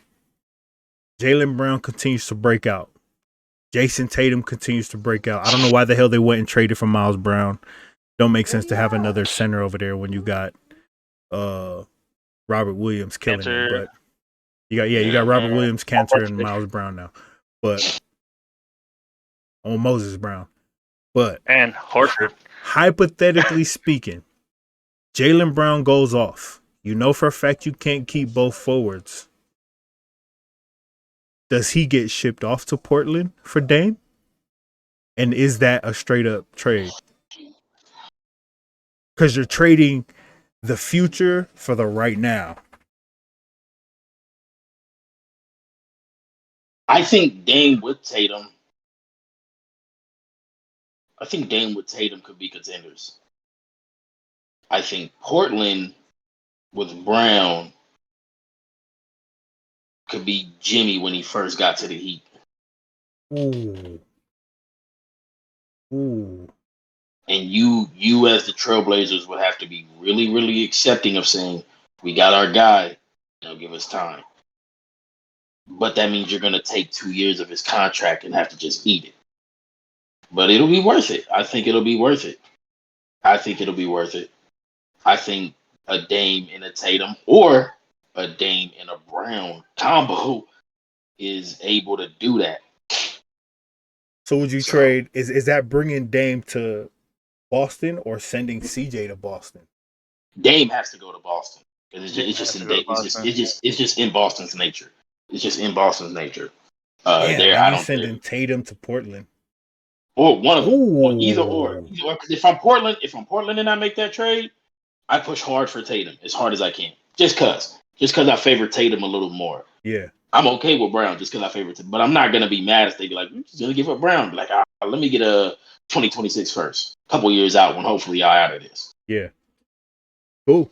Who do y'all got as the players to watch? I mean, obviously it sounds like we're all gonna be looking over at Jaylen Brown, but yeah, Jaylen Brown for me too.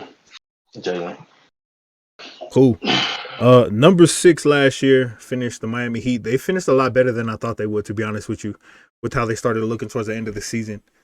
But Bali, who you got as the players to watch for the Heat? Some key players that they added. Players to watch: Victor Oladipo. Ooh. We could see a healthy Oladipo when he was with the Pacers took him to the playoffs. Yeah.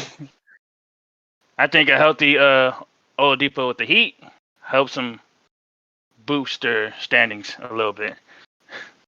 I'll piggyback right off of that. And if you say that Jimmy plays the same, and if just Jimmy and Bam play the same, right? But if we could stand here and say, but Oladipo's the best player on this team, that's a team I'll fear.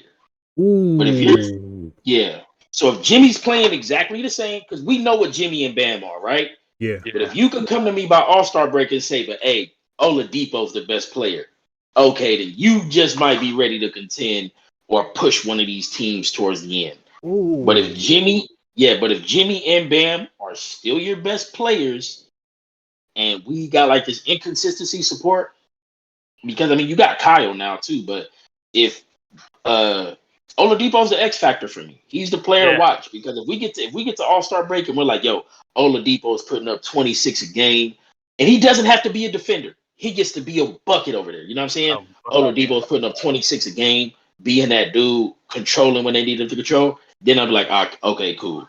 Yeah, because they're always going to have that defense there. Always going to have the defense. But we saw what happened. Ooh. Jimmy got worn down back-to-back games trying to be the scorer. We know Jimmy's a bucket, but we know Jimmy's defense. Bam. Defense. Like they pride on that. Let Jimmy be your closer. Let Jimmy lead the team. Depot, Go out there and be the bucket. Go out there and be the bad man. Go out there and be that dude, who goes and handles that part of the game. We got the rest. I think I'm right there with y'all, especially with Oladipo. They picked up PJ Tucker, who's a huge picker for them, especially on defense. Floor. That's the floor, Roos. You know what your team is on the defensive end. You know what I'm saying? Yeah. We all know that Jimmy can be your number one offensive guy, but you don't want him to be. You know what I'm saying? You want him to go lock up. So, we'll see how Oladipo responds. I think he's coming off another injury with that thigh. That's what kept him out over there in Indiana. But that moves us over to the Atlanta Hawks, the biggest surprise out the East last year with Nate McMillan. They went and picked up DeLon Wright and Gorgie Jang. I think those are two of the biggest additions to the team, in addition to re-signing John Collins. I think they traded away. Who did they trade away? They traded away. I can't remember. I know they said Cam Reddish is on the block. Yeah, Cam Reddish is on the block right now, even though everybody voted him to have the best career out of that class. That's the Zion Ja class. But who's a player for y'all to watch going into next year for the Atlanta Hawks? Who you keeping your eye on as far as, contributing to the success of that team? I just don't know. I just don't know. I don't have one. It's hard. Just because for me, they were just hot at the right time, and other teams got bad. And I'll be honest about that. What we always say, you got to play who you play, and you got to beat who you're supposed to beat. And they did that. And they whooped the hell out of the 76ers, you know what I'm saying? And put their whole organization on Edge Street when nobody thought they were supposed to be there. So congrats to you. But when I tell you, I really don't know what to think about your team. Really don't know what to think about your team. Like on top of the Jaylen Brown thing, shipping him out for like a John Collins and who's that? Like a Jalen Johnson and a couple picks. That's who it is. God, I forgot who it was. Jalen Johnson. Jalen Johnson, yeah. Like that would shake things up for Atlanta. To the next level, yeah. So how I told y'all Carolina signs Dan Arnold. Don't need Dan Arnold because we got Tommy Tremble. Yeah. Atlanta signed John Collins. You don't need him no more because you didn't know that you was gonna get Jalen Johnson. You don't need John Collins no more. That's how I feel. You know what I'm saying? Get rid of that John contract. And then you can get rid of Cam Reddish at the same time. See, it's a win-win. Can I throw something out to y'all? Then since we right here. And it was a question that I wanted to say, but I'm gonna go with this one first since we're right here. John Collins, Cam Reddish, Onyeka Okongwu, 3 young players, and a pick for Ben Simmons. John Collins, Cam Reddish, add whatever other player you want to add because we know they got a lot of forwards, and a pick for Ben Simmons. I think the 76ers would have to also add Matisse Thybulle to that. But yes. I don't feel like if Ben goes, you have to give up Thybulle. I feel like you have to fight to keep him. I think you have to fight to keep him, but if you're going to give up a Cam Reddish with that, you almost have to bring over Matisse Thybulle. Yeah, Okongwu is like a valuable bench piece for them, like a role player for them. Yeah, but I mean, signing Gorgie Jang almost puts his minutes in compromise, right?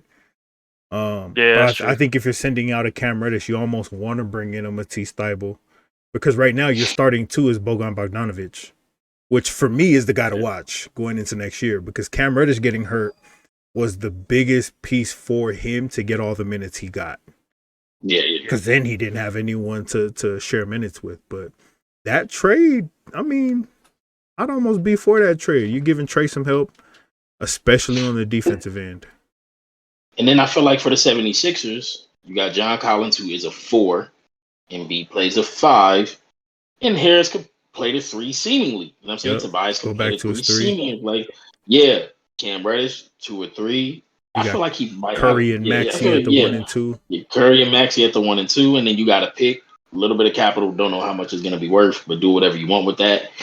As Atlanta, I got Jalen Johnson, I got Ben, I got Trey, I got Bogdanovic, and I feel like that will give me a better chance to push than saying that I could duplicate the success I had with the same roster that I had this year. I think they want to see what they get from Jalen Johnson first. Yeah. I think that's going to be hugely contributing to that. But Atlanta Hawks, one of the bigger head scratchers of last year going into this year. Question number 2.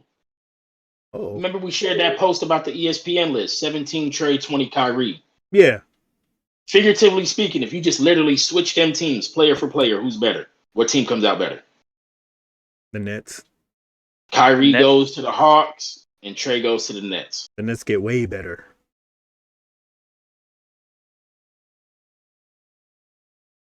It's close. It's close, man. For quality, so what I'm looking at, and I hate saying that because I love Kyrie as a player.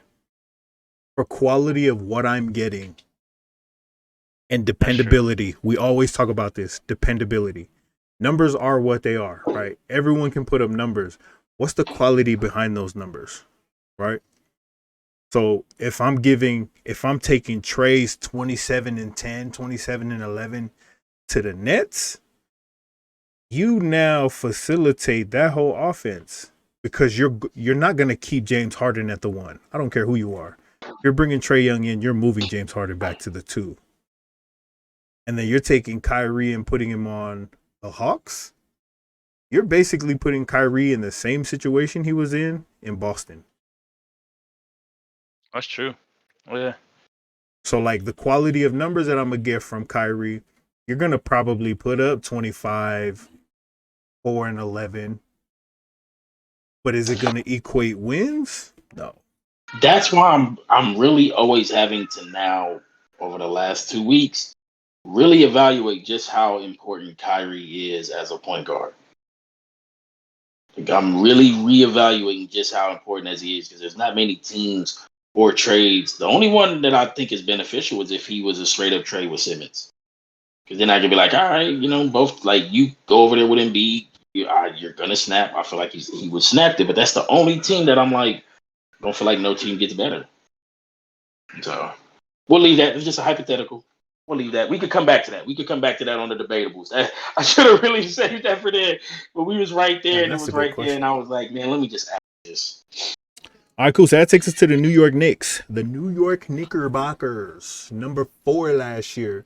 Another surprise coming out the East. They finished pretty high in the East, which I don't think a lot of us expected them to finish that with all the injuries they were looking at. Stock down like a mug this year. I don't believe them, bro. I mean, believe them, bro. Yeah, all they did was picked up Evan Fournier and Kemba Walker, who was supposed to initiate some offense when they were stagnant last year. But what do y'all think?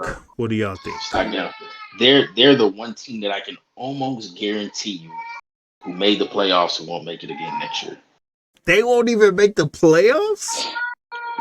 They're just like, if there's a team where we had to pick one and be like, who's not going back, who was there, I'm picking the Knicks.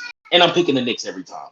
I'm not going to say they won't make the play-in. Damn. But I just don't. I think when we talk about the rest of the league getting better and them staying where it was and me looking at a lot of their success being more based on circumstance than, like, they balled.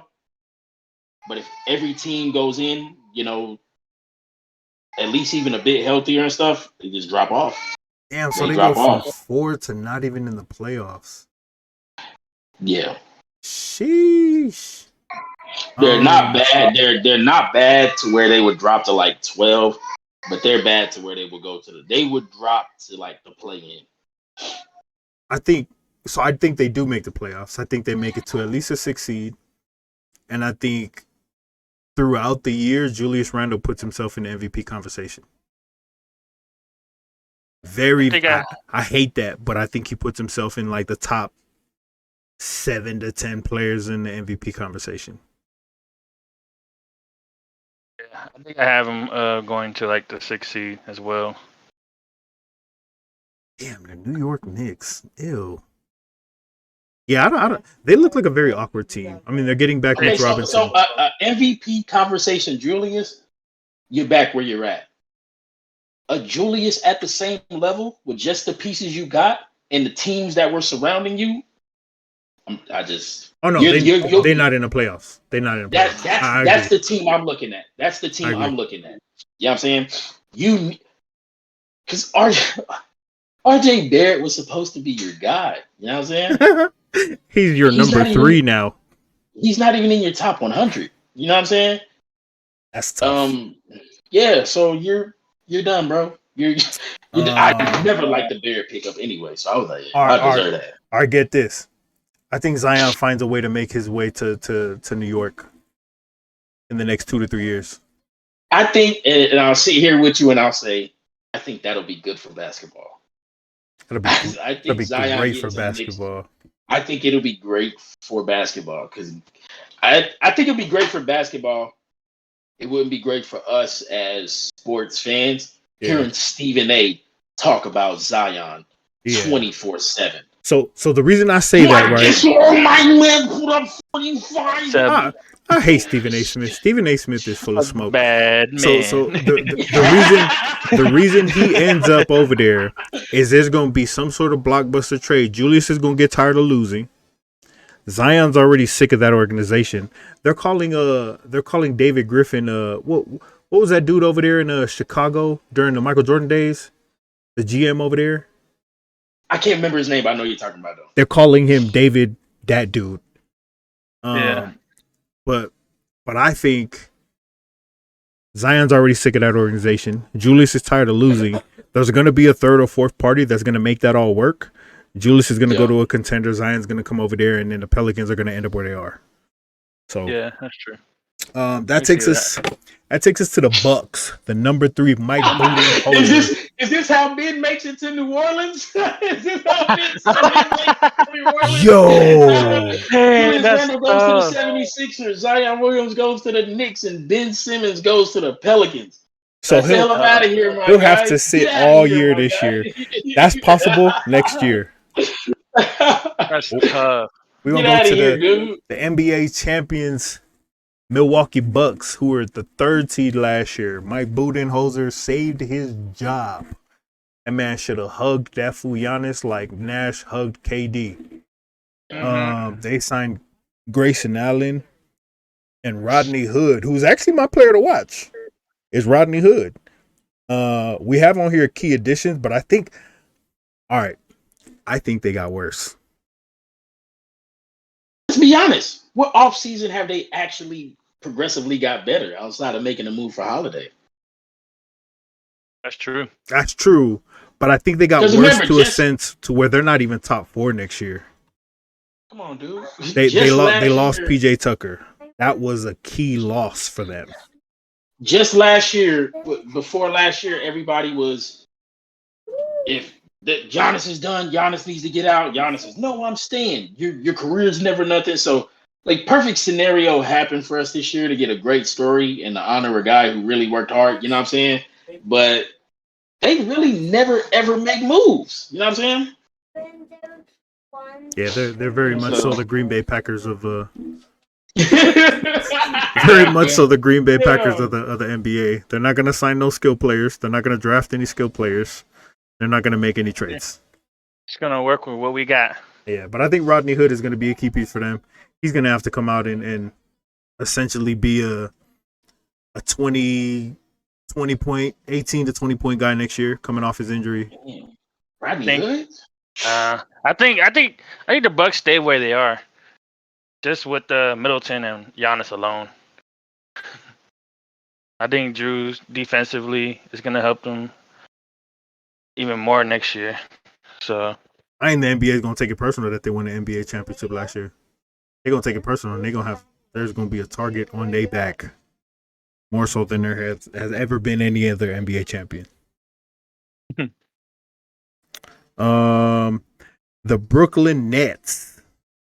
So the Knicks team that, just real quick before we move. So now that it kind of makes sense, the Knicks team that you're expecting with an MVP Randall turns into the Bucks. Ooh. Yeah. The Knicks team you're talking about. As far as standings go. As far as standings go, but you still have this clear limitation about being that team. Yeah. So That's my stance with that. So I think the Bucks will be at least 3 or better if Bobby Portis can fill in on offense what PJ gave them on defense. Yeah. So they've almost traded offense for defense. If Bobby Portis can be that for them on offense, what PJ Tucker was for them on defense, they'll be all right.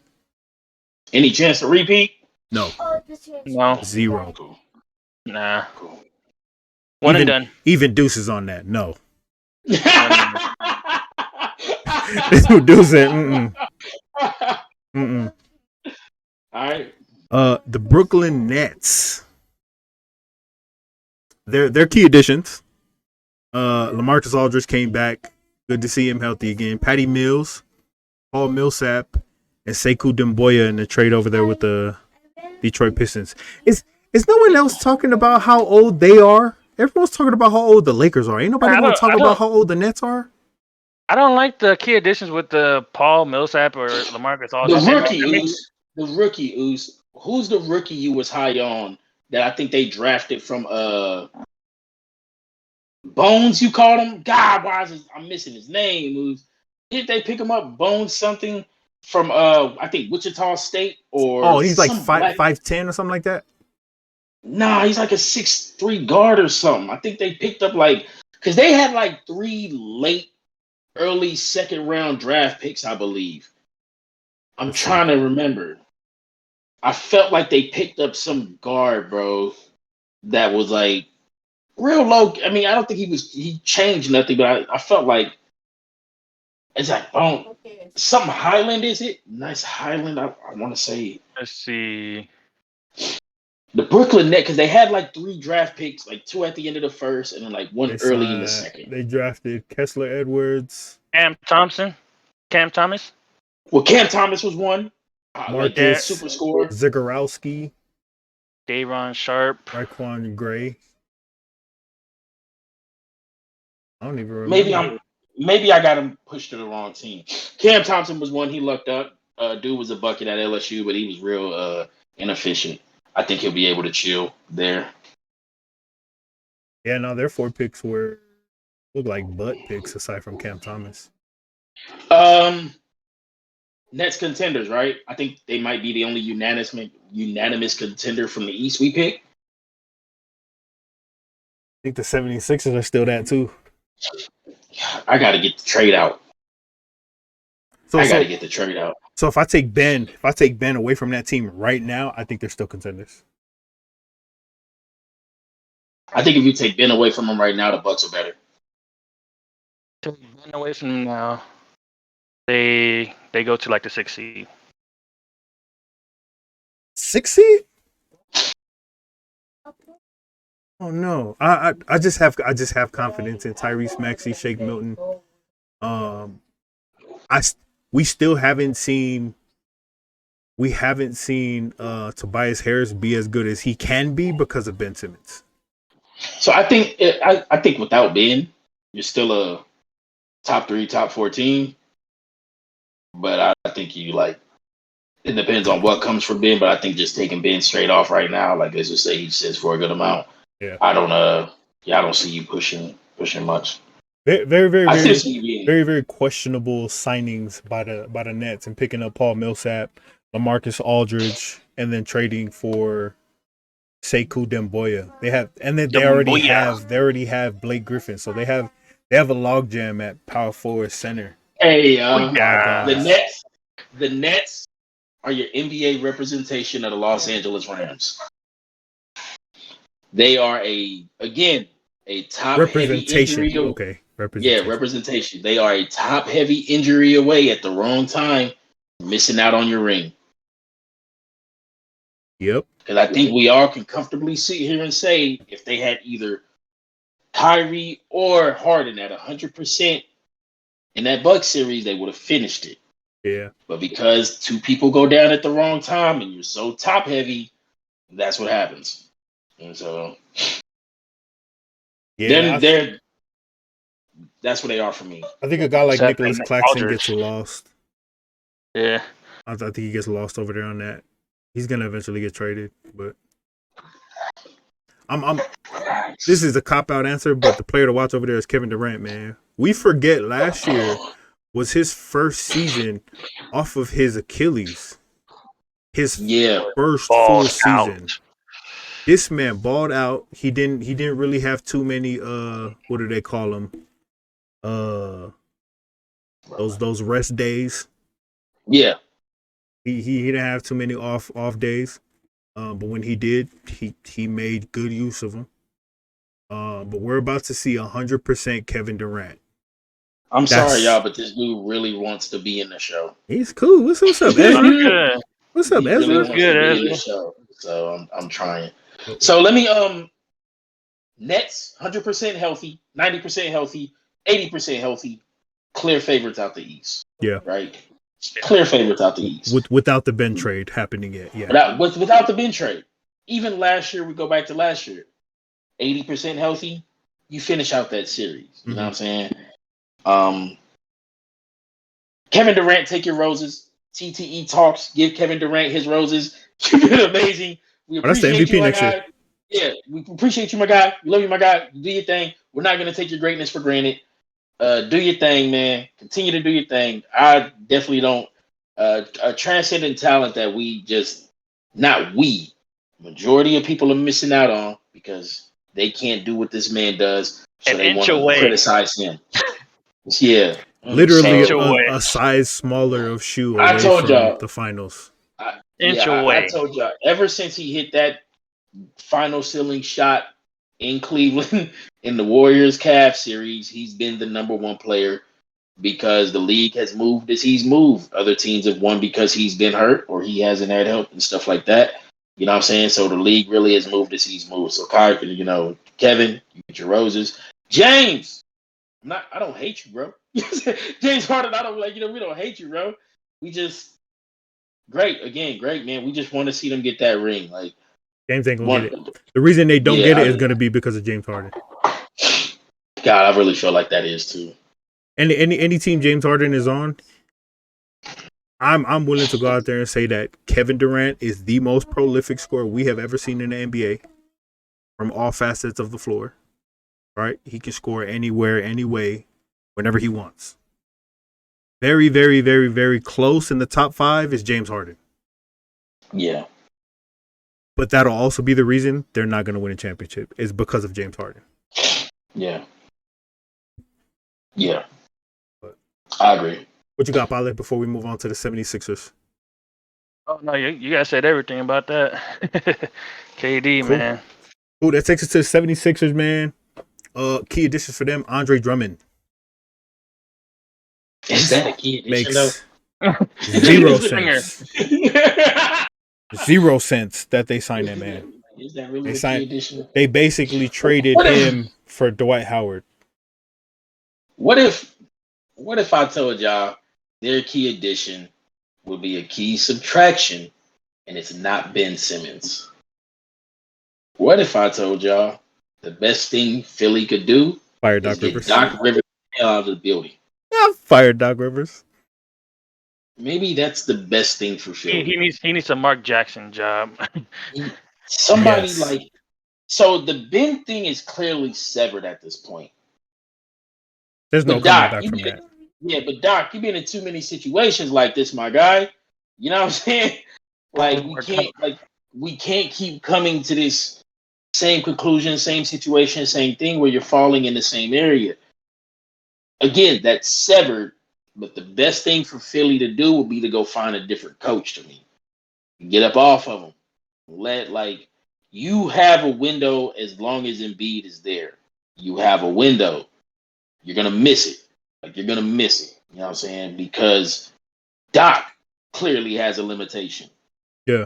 Doc clearly has a limitation that he can't get past. You're going to lock yourself into saying, we're always contending, but we're never winning. I'm going to say Doc Rivers is the Sounds equivalent. Like the Cowboys. Yeah. Doc Rivers is Andy Reid without Mahomes. Exactly. He's always there. You got one chip to speak of. You're always there. You can't get over the hump. Yeah. They need to get rid of Doc. They need to get rid of Doc as fast as they can. Yeah. Yes. Well, with that being said, who's the next coach in line for that 76ers job? Who makes the most sense? Your selfish behind won't give him up. Nope, y'all ain't gonna get him. I know exactly who you're talking about. Y'all ain't taking David Fizdale. So no, he might be the best fit for them though. He is the best fit. Y'all can't have him until we get that man a ring. Too progressive, and I wouldn't want to put Becky Hammond in that position. Yeah, nah, she'd be set up for failure in that position. They want to trade everybody out after that. Especially in Philly with the Philly fans. Yeah, Philly's too toxic, man. Maybe I could do this, but then again, we'll be robbing another situation to where I want to see them play out. Maybe you call Dwayne Casey and give him another shot at another team. But I think if Detroit, and it seems like they will be patient with him, let Dwayne Casey do his thing in Detroit. How about Sam Cassell? I think you do kind of need a player person at this point, especially for Embiid, especially for those guys. I think you need a player person at this point, somebody who's more going to be able to get these guys the roles in line. So yeah, cool. Doc got to go, man. Yeah, that's it. All right, we're gonna hit it. We're gonna hit up with some quick hitters, playoff predictions. We're gonna break this down in 4 different categories: contenders, which we're looking for 1 to 2 teams, or 2 to 3 teams, excuse me. Playoff caliber, maybe yes, maybe no, and then better luck next time. You just in the bottom of the barrel. You fighting for the number 1 pick next year. So I'm gonna run through all these teams real quick. Y'all gonna tell me where they at. So I think. Can we just start with, because the East is so cluttered in the middle, can we just get out the way who's the contenders and who's the better luck next time, so then we can kind of process of elimination this? Absolutely. So right now, without the trade, 76ers. Contender? Oh, I'm asking you. Playoff caliber? Playoff caliber. I think playoff caliber. I'll give him playoff caliber. I won't give him contender. Playoff caliber. Playoff caliber, Deuce? Yeah. Nets. Contender. Contender. The Bucks, currently constructed. I think they're still contenders. I still give them contenders. I'm going to still give them contenders. I got to give them contenders coming off that chip. The other one that could be a potential contender is the Heat. I'm going to throw that name out there. I'm going to give them contenders. I'm going to give them contenders. You're going to playoff. I ain't give him that. But for the sake of this, playoff caliber is enough. Playoff caliber is good. Okay, so our two contenders right now are the Nets and the Bucks. And I'm content with that. I'm content with this. I'm good with that. Cool. Nets and Bucks are contenders. Playoff caliber. Right now, we got the 76ers and the Heat. I'm going to go with the Knicks. Playoff contenders. Or maybe yes, maybe no. Maybe yes, maybe no. Maybe yes, maybe no for me too. I'm right there with y'all. Atlanta Hawks. Maybe yes, maybe no. I got them playoff caliber. They're playoff caliber. We've already gone through almost half of the top tier teams that actually made the playoffs last year. I gotta put them up there, at least above the Knicks. Well, you know what? I take it back. Yeah, give them playoff caliber. Yeah. The Celtics finished 7th last year. Playoff caliber. I agree. The Wizards. Maybe yes. Maybe yes, maybe no. Same. The Pacers. That's who I needed. Maybe yes, maybe no. Maybe yes, maybe no. Yeah. The Hornets. Maybe yes, maybe no. Maybe yes, maybe no. Playoff caliber. Maybe no. Got a playoff caliber. Yeah, I'm taking the Knicks at 5, moving them down, and I'm moving the Hornets up to 5. The Bulls.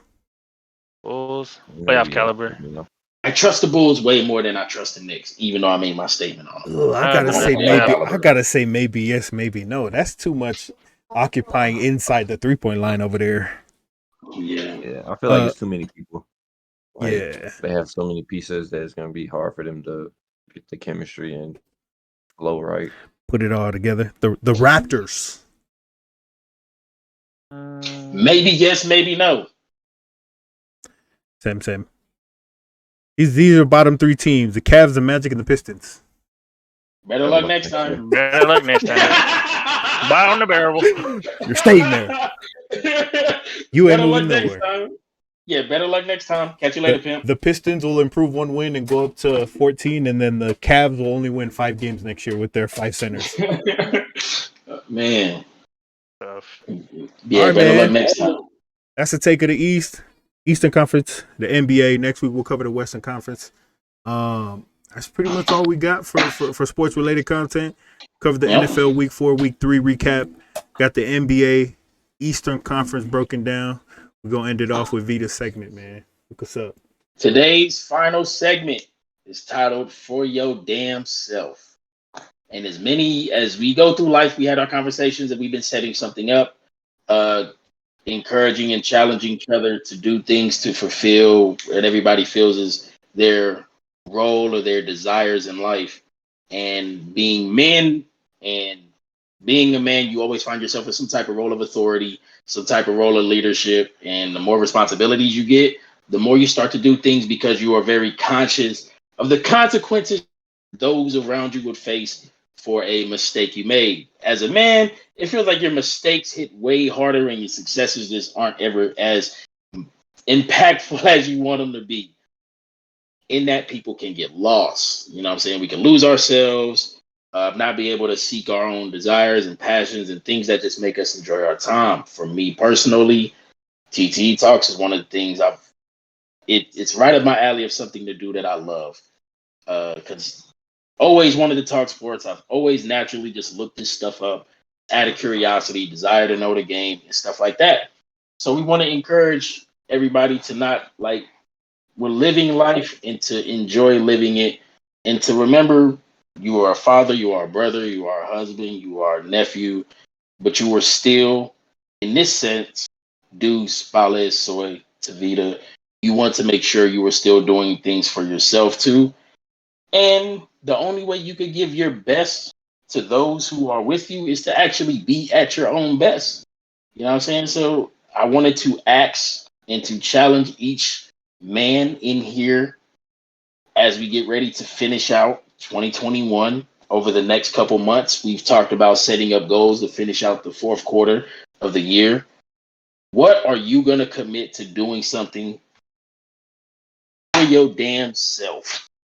Doesn't matter what nobody else thinks. Something just strictly for you that says, I love to do this. This is for me, for my enjoyment. It's not for money. It's not for, accolades, affirmation. I'm doing it because I just want to do it. So that's being us and knowing things can get caught up. Making sure that you love yourself in your time.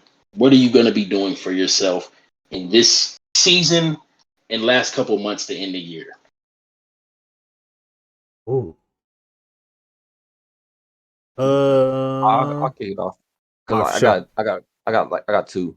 One, just continue to play sport that I really enjoy now, which is rugby. But the one it might seem super childish, but probably just going to go skate more. Like going to hit up the skating rink more. Something I used to always do when I was little, so start doing that again. All right. Yeah. For me is music. I used to play piano for 8 years. I got to get back into that, man. That was always my safe haven. Yeah. Yeah. So gotta get back into that. That's what's up. Damn, for me, man, writing. Shoot, I used to write everything down, man. I used to have my own blog back in the day where I would write all my thoughts down. It's basically my journal of my life, and I did it without my name being attached to it. I stopped doing it because a lot of people read it and it I was too conscious about what everyone was saying. And people get a peek into my life and they're just, everyone have opinions and start saying shit. And I started listening too much to it. So I stopped writing heavy. Man, just get back to writing, because man, there's nothing like being able to put stuff that you don't know how to express down on a piece of paper or down in words where you can look at and read through it and be like, damn.